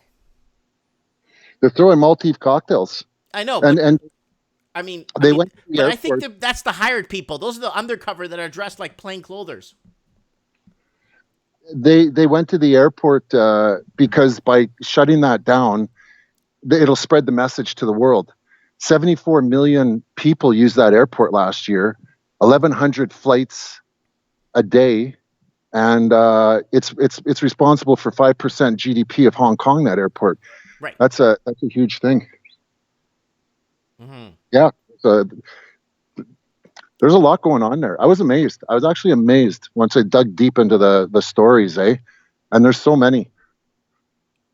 I know, it just goes on and on and on and on, and it's almost like it's gonna have to reach a breaking point at some point. Like, something's gonna have to give, because I mean, this is what the third or fourth Mike in the Night where we're covering Hong Kong, because this is a big deal. I could actually feel for those Hong Kong people. 92% of them don't call themselves Chinese. Of course, if you go to Macau, everyone says they're Portuguese. Yeah, and all of them, a lot of them carry Portuguese passports. I feel for those people. Like, I can see the reason why they're so pissed off, and it's that China. The people in China don't have the rights that they have, and they keep saying they want to be more like the Americans. I don't think the Americans are going to help them. I don't think at all that they're going to help them. So Zombie Apocalypse Larry is saying mainland China wants more control of Hong Kong and doesn't like how westernized and democracy it has become, but the people in Hong Kong won't let it happen and will fight to keep their independence from the mainland. Yeah. So, I don't know, Raven. This is it's getting to a point that we're at a point if you told me if we were talking last year. Right. Say that again, Mike. Sorry, if we were talking last year about where do we think the whole paradigm shift where the major event is going to change the world, we would have never, ever picked Hong Kong. Now it's becoming more and more of a reality. Yeah. Like, how much did we even pay attention to that umbrella movement in 2014? I don't. I was following this stuff as much as I can. I didn't spend a lot of time on that, Mm-hmm. you know, but it's something definitely going to be very interesting to follow now. Like it's going to be, you know what? Tomorrow night at 8:30, Asian markets open. That silver's going up 25 cents. Hold We'll on. see. Raven, I got something I need to tell you here. It's from Shanghai. Larry right now is messaging me. Yeah. He's saying, "Hey, Mike, tell your Raven or your friend Raven that right now people are buying spot gold and silver 30% over market value. And he's saying here, I'm just trying to read his writing, secondary and third bullion and 4 market dealer bullion sellers selling up to 100% over spot." That's amazing. 100% over spot. He's saying here, but there's second and third and fourth. I guess what he means is that I would go buy it at the bullion dealer, then I would go stand on the corner and resell it for more if people don't want to wait in line for 2 hours. Yeah, you know, the shortages we've seen in Canada and the US. I remember a year or two ago or 3 ago that junk silver was going at 50% premiums. You know, once stuff starts to get scarce, if you can't raise the price because of the paper manipulation, you got to raise your premiums. If you're a dealer, you can raise your premiums. You can't touch the spot price because, well, those, you know, they can't do that, but they raise their premiums. That's where they make their money. So he's saying here, hold on. He's saying, tell Raven I like his insights on gold and silver. I also like your morning market talk. And, yeah. Oh, thanks. Yeah. So people buying over spot, like that's huge because Shanghai Larry was explaining to me, I go like, you know, I know there's big fights at the bullion markets. They're closing early. He keeps telling me they close at noon. They were out of stock. Now what's happening is people are going in early, buying their silver and gold and actually on the streets selling it for triple the amount or double or 100% over value because people don't want to wait in line for 2 hours. They'll just buy it off someone on the street and show them the receipt, he says. They would show them the receipt that it was purchased from this bullion dealer, but you don't have to wait for 2 hours. So what's an extra couple of $100, right? Yeah. Well, you know what? The big move that you want to see is like people are so addicted to that equity market. Trump says one thing, it goes up. Trump says another thing, it goes down. Tariffs are on, you know, it goes down. Tariffs are off, it goes up. What you want to see is some of that institutional money coming into silver. You know, silver's only got what, 0.17 of a trillion, to about 200 billion. Mm-hmm. Wait till you start getting $1 trillion, $5 trillion, $10 trillion, $20 trillion chasing that. Mm-hmm. Once that bond market starts to let go, once the equity, what's there, 40 trillion in the stock market or 40 trillion in the bond market? Once that, you know, all that money's got to go somewhere. I think that when it starts to come to silver, and we're going into the environment for silver, we're definitely going into that. Went to $50 in 2011. Mm-hmm. We didn't have Hong Kong. We didn't have trade wars. What did we have in 2011? A little skirmish in Libya and Syria. Yeah. You know, we had minor issues. We came out of 08, 09, you know, 10. We had QE2 going into Operation Twist. Yeah. What do we got now? Why is it at $18? I can't figure that out. That kills me. It's the manipulation. Remember that guy? I don't know if he's from JP Morgan or wherever he's from. He admitted a few days ago that he worked on, he's getting charged for conspiracy to, what was it, manipulate the markets or something? It was 2 days ago. He was in front of a tribunal and he admitted to like pre-purchasing X amount of gold and silver stocks and then not executing the order and buying back at naked stock buybacks and all the garbage they're doing to keep you know what I'm saying, to keep gold and silver like below value. Yeah, in the futures market, yeah, they're flooding it with naked shorts and they're getting caught. Deutsche Bank, they're spoofing the market. They're putting a big order in and they're canceling it last second. There's tons of stuff that they're doing there. Oh, hold on a sec. Shanghai Larry just messaged me saying, "Okay, Mike, big problem. Shanghai bullion dealer closed early, no stock." I know that. And then he says here, hold on. He says, "I know you know." And he says like this, watch. Big fight when door close. Okay, big fight when door close. Big fight on streets. People fighting bullion dealer close early. Oh, really? Yeah, you won't get this news from Shanghai. I don't think we could even look this up. Yeah, I was reading a lot of stories from the Shanghai newspaper there. Story after story. They got their whole system is it's not fair. The whole way that they do things is But not why fair. are they fighting on the streets? Because the bullion dealer closed. Now they want their metal. So they want to dump their yuan, right? Well, yeah, they want. Well, just get ready for the U.S. to devalue their currency. You know that's coming next. But the thing is, they want to dump their. But you can't buy American currency in China. No, but look at the yuan. What's it sitting at? 7.05 or something. It's right around the 7 handle, isn't So it? they want to buy metals and get out of their own currency. Their currency's at an 11-year low. That's why they're fighting it outside the bullion dealers when they close early. Well, their currency is going to go down the tubes. They're going to keep devaluing. And the U.S. has already branded them a currency manipulator. And by doing that, it gives the Treasury the right to devalue their currency. So the U.S. is going to enter the FX market, probably with Japan, the UK. They're going to use several currencies. And in cohorts with them, they'll lower the U.S. dollar. That's what they got to do. They have to do it. They're going to deflate our currency to nothing. That currency is going to go. They're all going to go to zero. Look at that chart that's showing you the negative bond market. Everyone's seen it on Zero Hedge. There's been a chart where it's red. That's getting redder and redder. It's going to go red. The whole board's going to go red. That's negative. There's no way. And Steve the plumber asked me a month or two ago, do you think Canada's going to lower? It's looking like 2 cuts this year.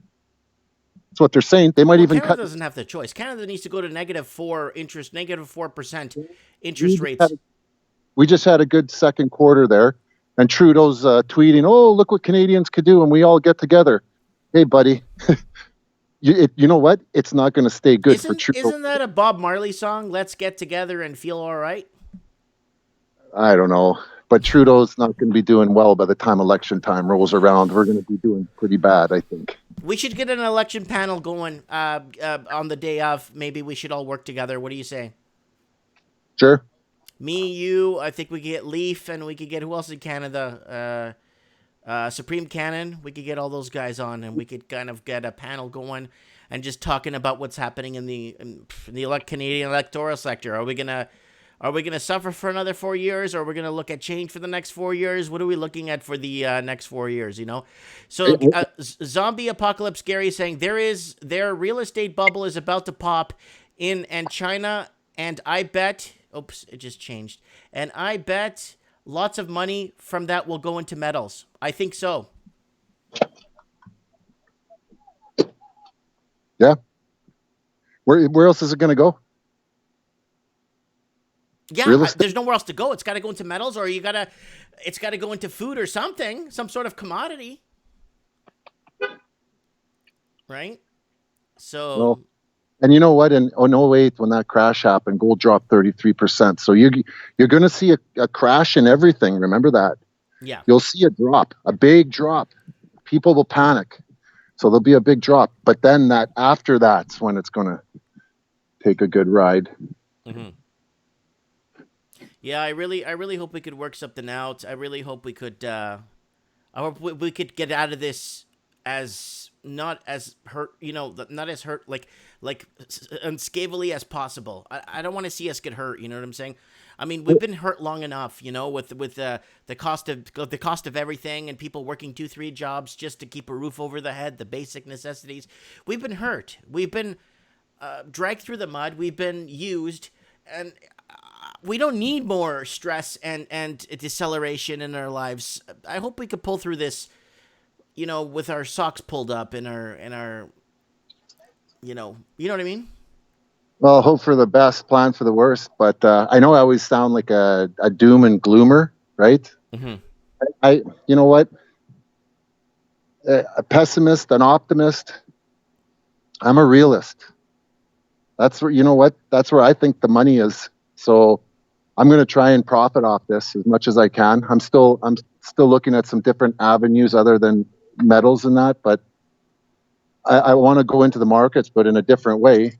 And but my major, like my majority is holding in metal because that's all I know is that's going to be your best option at being safe. Well, you know where all my money is. Yeah, 100%. That's pretty good. I got quite a bit in there, like lots. Like yeah, I got like everything outside my house, my vehicles, and outside of my precious metals that I own, whatever. I'm all in 100% full tilt. Yeah, well, some of those days there that we just had where it's going up 20 cents, 25 cents, I'm pulling 3,600 on those days. Oh, me too. Me too. Sometimes more than that. Yeah. So. And you know what? I think that we're going to, if $19, we got to push past that 20. I think it's going to be an exciting time for silver. Do you think it's going to reach $20 by Christmas? You know what? You asked me a week ago. I said it's going to hit 19 within a week. I think Monday, Tuesday, Wednesday in there, I think we're going to hit 19. I think we're hitting 19 soon, very soon, and probably 20 shortly after that. Wow. And you know what? Christmas, you can't forget Brexit, October 31st. Look at what Boris Johnson did. On September 14th, he's shutting it down for a month. And then they come back and they got 2 weeks. They got big problems there. It's all lining up. Hong Kong, Brexit, the trade wars. There's so much, everything is all lining up. When does it stop? When do we hit that point where it's like, we can't do this anymore? How many times can you kick that soccer ball across the field before it blows up? Mm-hmm. Like you said, I heard you say, I think on one of your shows this morning, you said how hard are they trying to prop this up? Yeah, I think it totally ties into the digital currencies. Yes, it does. It has to. And look at China. They want to run a state-backed cryptocurrency now. India said, we're planning on running our own central bank currency. If you use private cryptos, 10 years in jail or a $7.5 million fine. Look at Mark Carney, Bank of England. He said he thinks that we should run on a cryptocurrency platform. Look at Trump. Fentanyl. People are buying fentanyl. He's trying to demean it, right? They're doing their little things. They move it across the globe. They run the democracy credit social credit system in Australia. See if that runs over there. In Darwin, yeah. We covered that on the show in Darwin, yeah. Do the bail-ins in Cyprus. Check it out over there. See how that works. Pull the currencies in India, the 500 and 1,000 rupees. See how that works. Run around the currency. Watch their playbook. This is what they're doing. And we're not going to stop them. It's like George Bush Sr. said, and when we are successful, and we will be, and he's right, they will be. We're not going to stop them because 99% of this planet is at sleep. They're all on their tablets right now watching the Kardashians, What is the Kardashian? Is that like a drama romance show like The Young and the Restless? What is don't know. that? It's a show. It's just I don't watch it. You know what, Mike? I canceled my cable. No, what is a card? Is that a family? Is it a royal family or something? It's a royal family. It's where Caitlyn Jenner came from. He was married to one of the Kardashians, the mom or whatever. Oh. And yeah, he won Woman of the Year. That just shows you that men are the best at everything. Caitlyn Jenner won Woman of the Year. Okay. I get what you're saying. I get what you're saying. I'm just kind of okay. I don't know who these people are. So I doubt they know who I am too. So I couldn't care less. But do they know? Do you know these people, Raven, personally? No. I wish I knew a couple of them, but I don't know. Woo! Anyways, okay. Do you want to add anything? You know what? There's a couple things. Zero Hedge has an article out right now about critical thinkers. It's an extremely long article. Read that article right through. That article's got a bunch of great points all the way through that article, right to the end. That guy's bang on a lot of stuff. A lot of stuff on how Trump says that China is and Venezuela, how they are against human rights and all this, and China is against human rights, and Venezuela, they're but we're friends with Saudi Arabia, who's cutting kids' heads off for WhatsApping about the political party there, about the king, it's just complete hypocrisy. Yeah, but when Saddam Hussein does it to the Ba'ath Party or whatever, They never let that go. They keep replaying that same clip there when he got into power. But now Saudi Arabia does it to kids, and it doesn't. It's like, what's going on here? There's nothing going on here. Yeah. A lot of that Zero Hedge article, Critical Thinkers, that's a really good article. It's a long one. And everybody should just keep their eyes on the news about what they're saying about digital currencies, because I believe that that's going to tie in with when everything goes to hell. I believe, because give me the money of a nation, I care not who's in power. That's all they care about. They need the money to get the power. With the money, you have the power, right? Mm-hmm. Well, that's what Scarface said. First you get the money, then you get the power, then you get the woman. Well, no, first you get the respect, then you get the money, then you get the power, and then you get the women. I think it's you get the money, then you get the women. No, but you need to get money to have power, right? But in order to have money, or in order to have power, you need to have respect. You need to be respected. Yeah, I know what you mean. I saw it. I watched the show there. I would just keep it. Yeah. I usually played for the people at the store. Usually when the kids are off school, we watch Scarface. Really? With the kids? No, at the store. No, they're adults. They're all teenagers. Oh, okay. Yeah, they're like 17. They're all graduating and stuff. Like, say hello to my little friend. They have no idea what Scarface is. They have no idea what Guns N' Roses is. The Colombian chainsaw in the bathroom scene there. Oh, that was amazing, dude. You know? A Colombian necktie. Yeah. Anyways, Mike, I'd say just watch the cryptos, watch the news, watch what they're saying. They're giving little hints. Yeah, it's almost like they're giving us a crypto message that the people that are awake that could read between the lines and look through the symbolicness could understand what's really happening. Like if you reread Lord of the Flies today, yeah, you'll start picking up on a lot of things that are happening in today's society. Yeah. Like, I love crypto. Don't get me wrong. I'd love to have bought crypto. I think it's great. Oh, well, AMTV, Chris Green bought it when it was at 3 cents. Yeah, and that guy's, you know what? He's he goes, I used to watch him years ago. He's gone way over. And you know another one? Greg Hunter, USA Watchdog. Great show, great guests. Catherine Austin Fitz, she's a brilliant woman. You know, he's got great guests on that show. Michael Pinto, those guys. I like those guys a lot. That Greg Hunter's lost his mind. He thinks Trump is the savior of all saviors. And I'm pretty sure that's why Greg Manarino won't go on his show anymore, because they have differences on Trump. Greg Manarino thinks Trump's just a whack job, and they're both friends, but I think that's what they had a falling out, that he won't go on that show. It's this, he gets like Bull Pony on there. The guy's out of his rocker, man. The crash is always next Tuesday, and people eat it up. I just like, you're not picking a day, buddy, you know? Mm-hmm. Mm-hmm. But yeah, there's a lot of false prophets out there. Yeah, no, I hear you. I just stick with the narrative that, hey, it's all coming down. I don't know when. It's probably not that far in the future.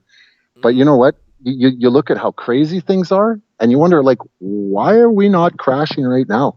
Is Deutsche Bank even a bank anymore? They tried to merge it with Commerce Bank. They tried to make two crappy banks, one good bank. That's not going to work. It's like two negatives make a positive once in a while, but not all the time. Yeah, I think that Deutsche Bank's probably collapsed, and they're holding it in a state of suspension, just holding it there.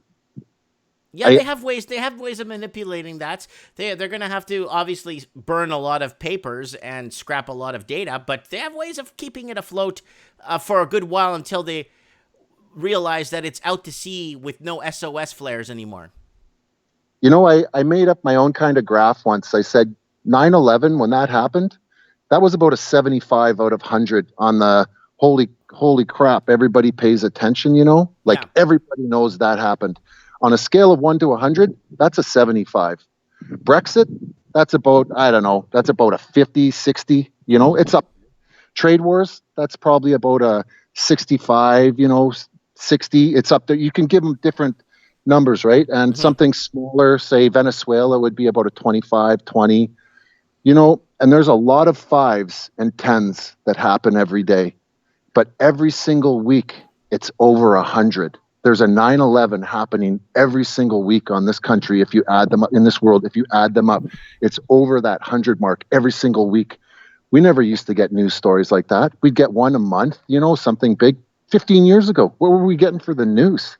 Not, well, the .com crash, but it was not that big of a, And if you go back 20 years before the whole internet thing, before people went on the internet for news, 20 years ago, the news would be, tonight, a little cat was saved out of a tree, and now she's drinking milk again.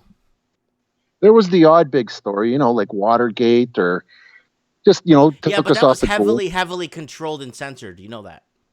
Yeah, but I'm just saying that the amount of stuff, and I know that everybody in this room knows what I'm talking about, but you go talk, like I talked to my brother or someone else, and they're like, I don't know. I asked them tonight, do you know what's going on in Hong Kong? He goes, no. Why would I know that? They have no clue. They have no clue.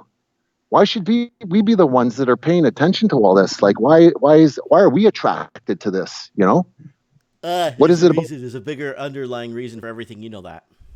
Well, I don't know. I can't believe how asleep people are.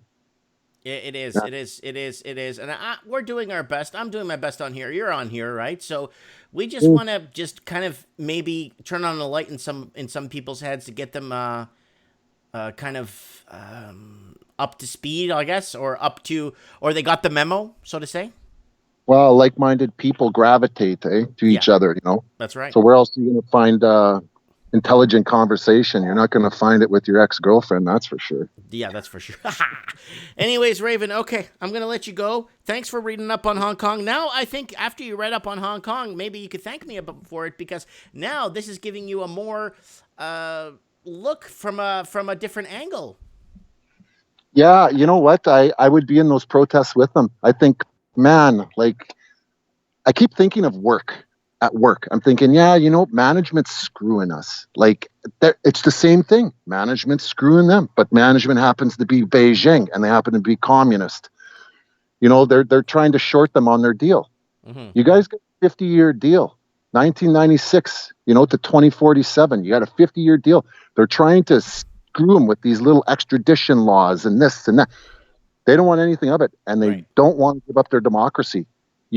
They're fighting for their freedom, and this is not going to end out. That's not going to end up like, oh, okay, yeah, we'll just settle it. No, I don't think so. This could be something that really moves the markets. Well, that's definitely. Okay, well, I'll probably have you on if I wake up early enough Monday morning for early morning market talk Monday morning, and we could discuss what's happening in the markets, and we could go from there. I might start a little bit later because Monday is my day off, so I'll sleep in a bit, but I will do morning market talk, and we could discuss what's happening in the markets if you're awake. Yeah, you'll see the silver price up tomorrow night. Well, I hope so. It's fun to watch, man. I know, I love watching it. Anyway, okay. All right, you take care. Good night. Okay, bye. All right, guys, that's the Raven. Yeah, guys, there's something wrong with my mic. Every time I'm on Skype and I go off Skype, there's always some sort of audio, so I shut it down to halfway. So, yeah.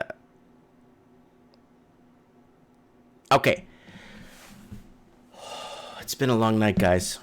It's been a long day at work, too. I was really busy at the shop.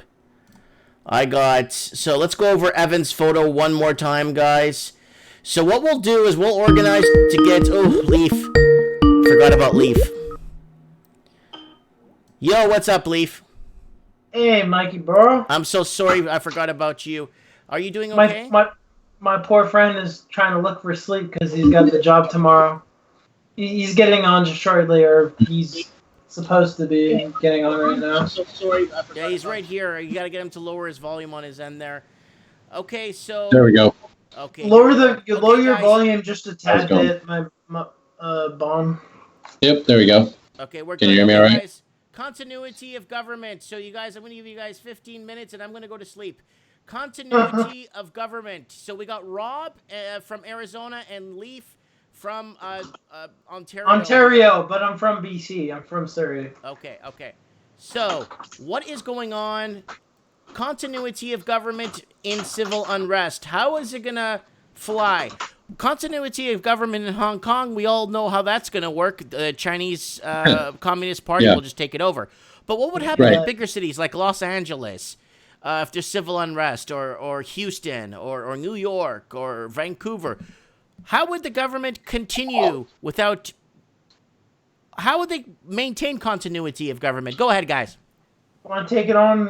Yeah, I mean, I guess. Take it on or spearhead. Well, I mean, I guess I could start with, if there's a, big unrest in the cities here, they only have a week or two worth of food if the trucks stop coming in. What are these people going to do if there's actually a real collapse?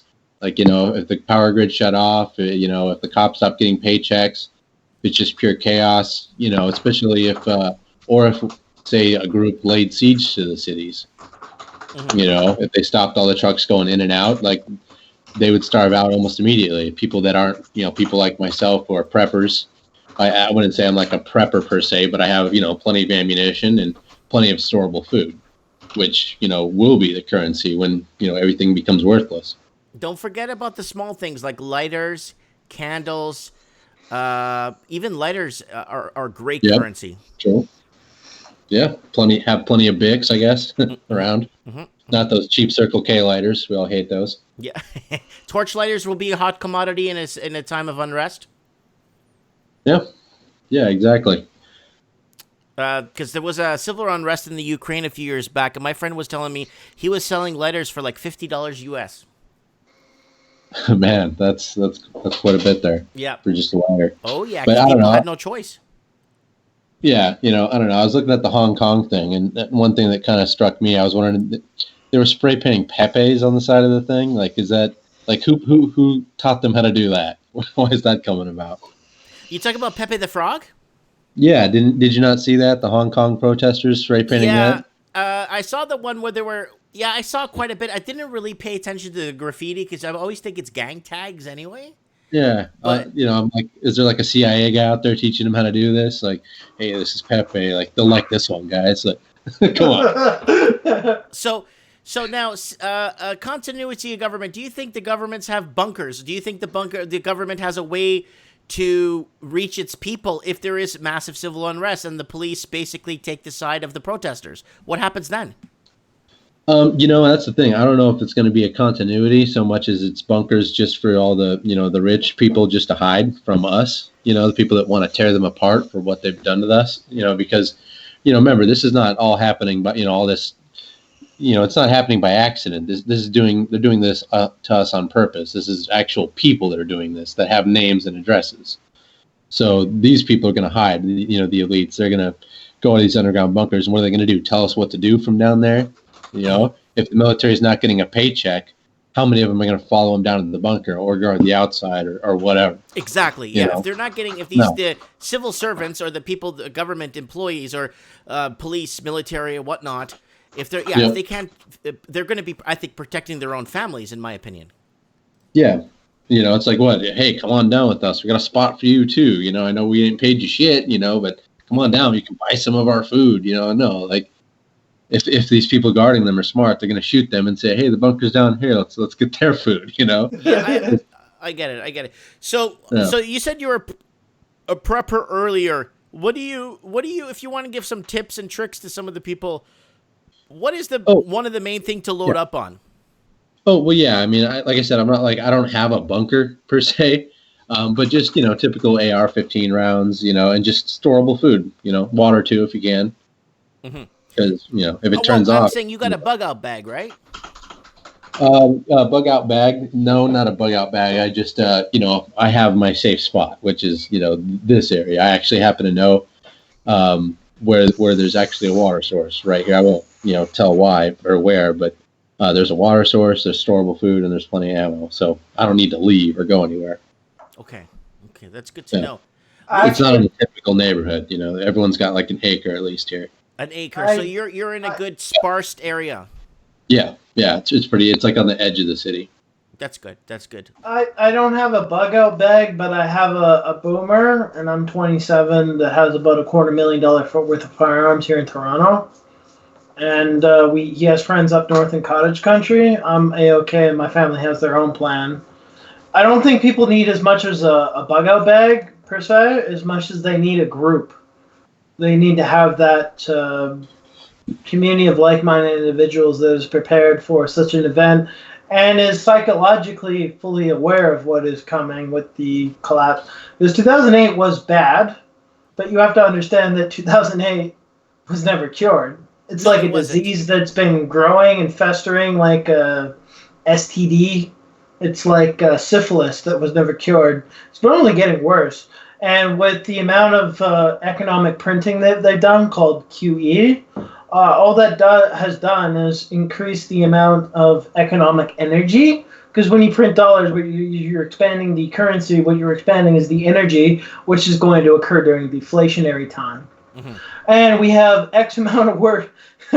This 2008 is mathematically proven to be worse than 2008. It's going to be. Well, because asset bubbles now in every English-speaking country have moved to astronomical rates to a point where the Australian proper, the UK proper, the Canadian proper, the American proper can't live in their own countries, in their own major cities anymore.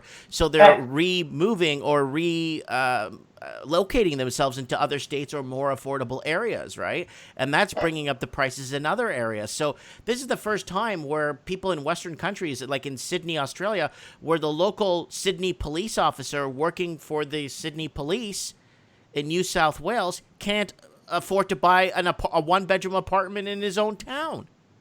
And those are first direct problems, but we have also third-party problems with the economy.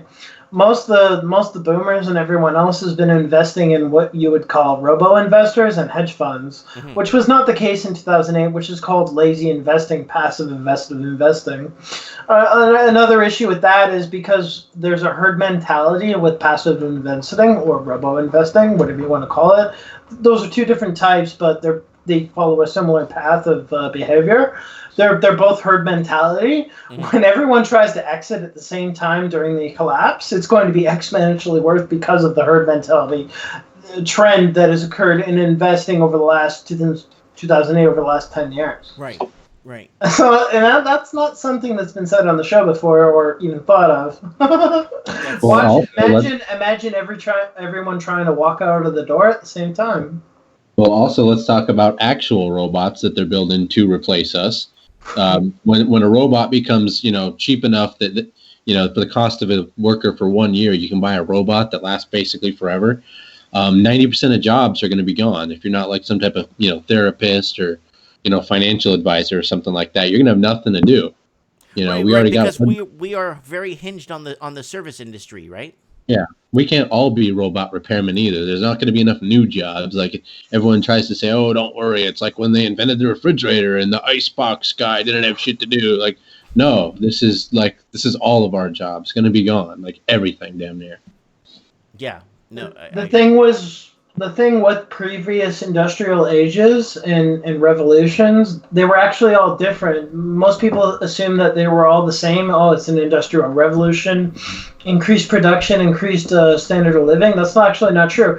Each industrial revolution came with its own catches and environment. It was actually all unique and completely and utterly different. See, the first industrial revolution was us being serfs and slaves, might I also add, on the land to the lord, the lord of the land, right? I'm a peasant. The barons, oligarchs, everybody. Mm-hmm. No, I'm talking about medieval. No. You work the land, you produce food and shit for the lord of Luxembourg or whatever you want to call it, right? Mm-hmm. And then we moved to the industrial age during the Victorian age. And then we moved revolution of the 1930s with the factories and all that even further, right? And this has occurred massive ways in World War II and all that jazz. And now we have a new age, the postmodern age, which is replacing and removing of labor for robots. Human labor, yeah. Each wave was different and created a different environment. The Victorian age and industrial age was a little bit similar, but the two behind it, the one that was most furthest old and the latest one are completely different. They come from a different, rapidly different environment, and you can't compare the two in between ones to it. So If mass human misery is on the coast for the post-industrial age automation, well, then that is what it is. Mm-hmm. It's not the same as the previous one, because the previous ones increased the productivity of human labor. These ones phase it out, which is a different environment. It phases out human labor. We're going into a information age. We are in an information age where holding land isn't. It's not about military conquest anymore, and it's not about military virtue through land. It's about what information you hold, right?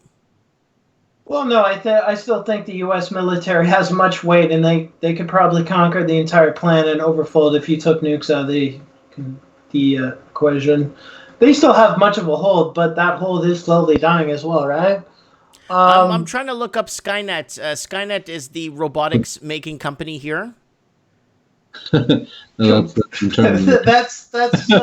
a really reassuring name. No.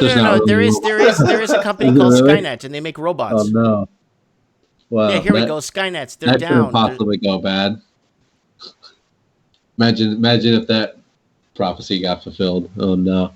Yeah, though there is a Skynet group that exists that does make parts for robots and stuff and all that other. Why was low roller scratcher? I hate to say this during the live stream.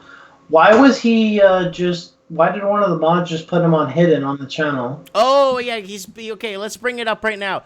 Popeyes keep running out of chicken as demand soars.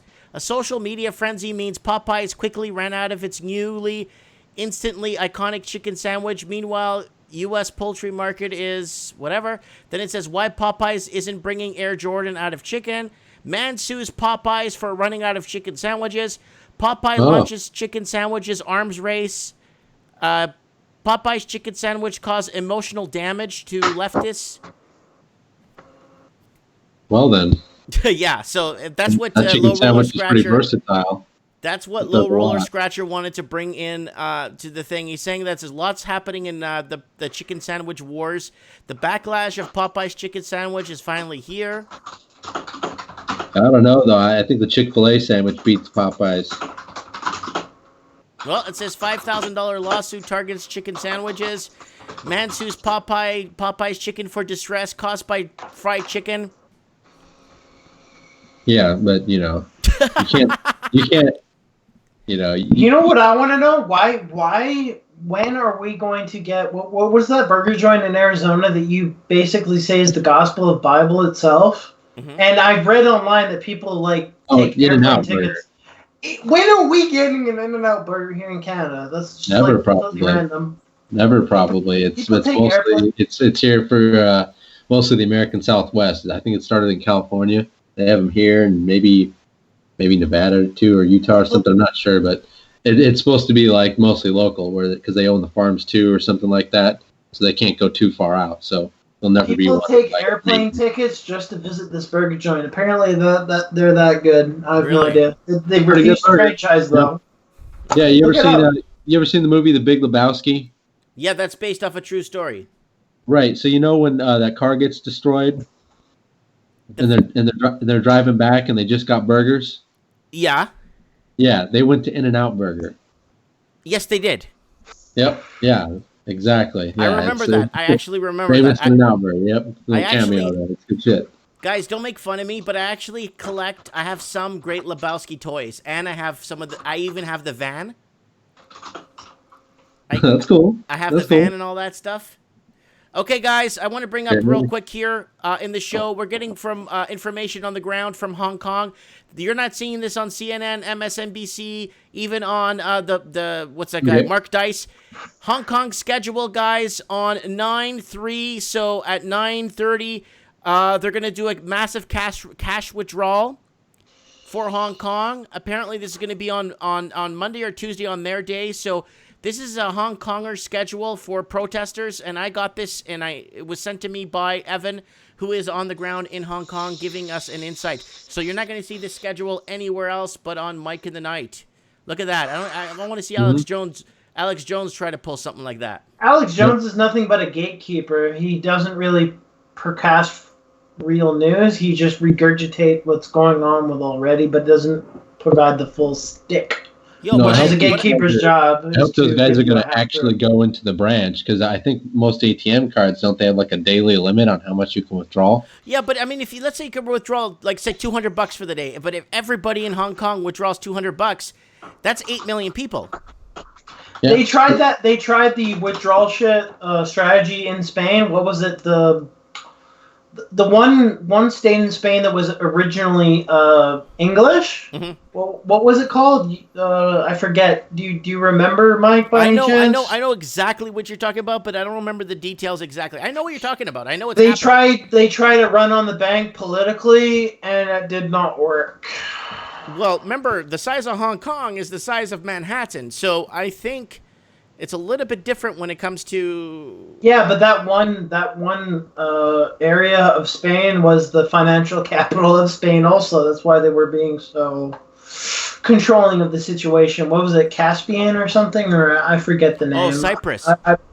No, it wasn't not Cyprus. That's in Greece. Yeah, no, I know. Cyprus had the same problem when they had the runoff on their banking system because people didn't have no... This was artificially occurred through political dissidents. Right. They tried that. It didn't work. Yellow Vest tried too. The banks can print money and offset whatever they try and do, is what I mean. Yeah. The central bank will work with them to make sure there's enough paper, physical money on deck ready to offset it. That's the problem with having a monetary policy backed on nothing. The government can just counteract you with a flick of the wrist. That's correct, because Yeah, they had to go off numbers the... on the computer, creating it out of thin air. Yeah. Yeah, well, they had to go off the gold standard in 1971 and 72 with Richard Nixon because America wanted to go to war. And it's very hard to put a country in war when their currency's backed by gold. The country will go bankrupt, so they had to remove it off the gold standard. Yeah. And, humanity, it's just the way the things are. It's very black pill, isn't it? Yep, totally is. Totally. Yep, we gotta spend infinity money in the Middle East fighting infinity Muslims, forever and ever. Yeah. Can we just be done with it? If like we would Jesse Ventura said the same thing. What the hell are we even doing there? if we were really there to take care of it, we'd be in Saudi Arabia, taking out the real people responsible for it. Yeah. And telling them, hey, no, you're not gonna bow down to this cube anymore. We're just gonna remove this object, this stone. We're gonna take it out of here, and that's just that. No more spreading your Wahhabism across the world. We're done with that. And then if you don't like it, we'll actually take your oil, like we get accused of, if you don't like it. And what would anyone do about it? Yeah, no, I hear you. Okay, guys, it's 11:07, and I want to go. I'm tired, guys. Like, I'm sweating me here. Too. I'm sweating. Yeah, me too. I had a long day myself. All right, guys, thanks so much for being on the show. I really appreciate it, for taking your time out good so late in talking to the you. night. If you don't mind, I just want to say that we're having an after show. Lord and Supreme know about it on the Discord, and we can hang out on the VC for maybe a half an hour after the show's done. Yeah, if you guys want to chat, we're just going to talk like members of the community.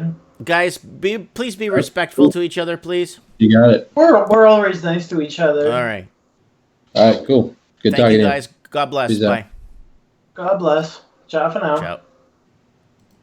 Okay, we're all good here. Yeah, too much tensions in the Middle East, too much ongoing tensions in Africa, tensions in Asia, tensions all over the world. You know what I'm saying? Oops, my mic went full blast. I forgot to lower it after I hung up with those guys. Yeah. Bitcoin's going to tank this week. I don't know. Low Roller Scratcher has been right every time. Low Roller Scratcher has been correct every time about Bitcoin, every time he's on here for the last year and a half. So I would actually listen to what Low Roller Scratcher... I've been trying to get him on the show, but he doesn't want to come on. Okay, guys, it's 11:10. Don't forget, guys, here's the channel. If you want to support this little transmission we got going on here, go ahead and share a video. I don't care. Go to my channel. Share whatever you want. Lots of mics in the nights for you guys to download if you have YouTube Prime, if you want to hear full shows when you're on the go. Trends in the housing market still going on 3 years now. Can't read Market Talk every weekday morning. And Morning Coffee with Mike, and just Housing Crisis Talk here. Don't forget to join the channel and be part of it, and come on to our community discussion here, where we're discussing like community. And I need everyone, guys, especially in the comments here. I had to remove a few people. People are just not being like... We're talking about housing, and then someone brings up something else that has nothing to do with what we're talking about, just to discriminate against somebody. You know what I'm saying? Guys, please, just, come on, just respect each other. Please. Like I say, we all come from women. Everybody here listening to this or on the chat, we all come from women. We're all the same in the end, like in the nitty gritty things to the end. Woo! We're all the same. Anyways, don't forget to check me out on Patreon, guys. If you want to support me with $1 a month, buys me a coffee. Become a Patreon supporter, and don't forget to check me out on The Dirty. Mike Martin's a dirty fat liar, fraud and a fake. I got more comments on my post on The Dirty than Madonna has on hers. I got 84 comments on here. Okay, like this Kardashian lady here only has 22 comments. So, anyways, God, I'm tired. Guys, respect each other, please, in Discord.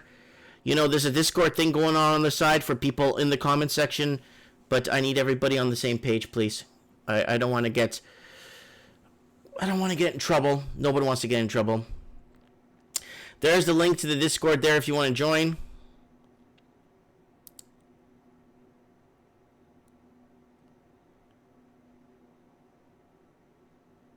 Says I'll buy you a coffee in Shell in Merritt, Mike. Yeah, man. Oh, while in Merritt, Mike. Yeah, that's how it works, guys. Anyways, thanks for watching, guys. Big hug to everybody. I'm out of here. I'm gonna go to sleep. I'm tired. We're gonna have next week on the show. We're gonna have we're gonna get Evan back, of course, to find out what's going on the ground there, and we're also gonna have Supreme Cannon on the show next week and give us a fill on what's going on. We'll get his angle on what's happening in Hong Kong, and we'll go from there. Anyways, guys, Mike of the Night signing out. Thanks for watching, and God bless everybody. And like my daddy, rest in peace, passed away a month ago, he used to say one thing that's very important to me. Make good memories on this earth, because when you die, the only thing you take with you is the good memories. So make good ones. You don't take your house, you don't take your car, you don't take your money. You take your memories and make good ones. And that's for my daddy, Antonio Martins. May he rest in peace. Thanks for watching, guys, and God bless.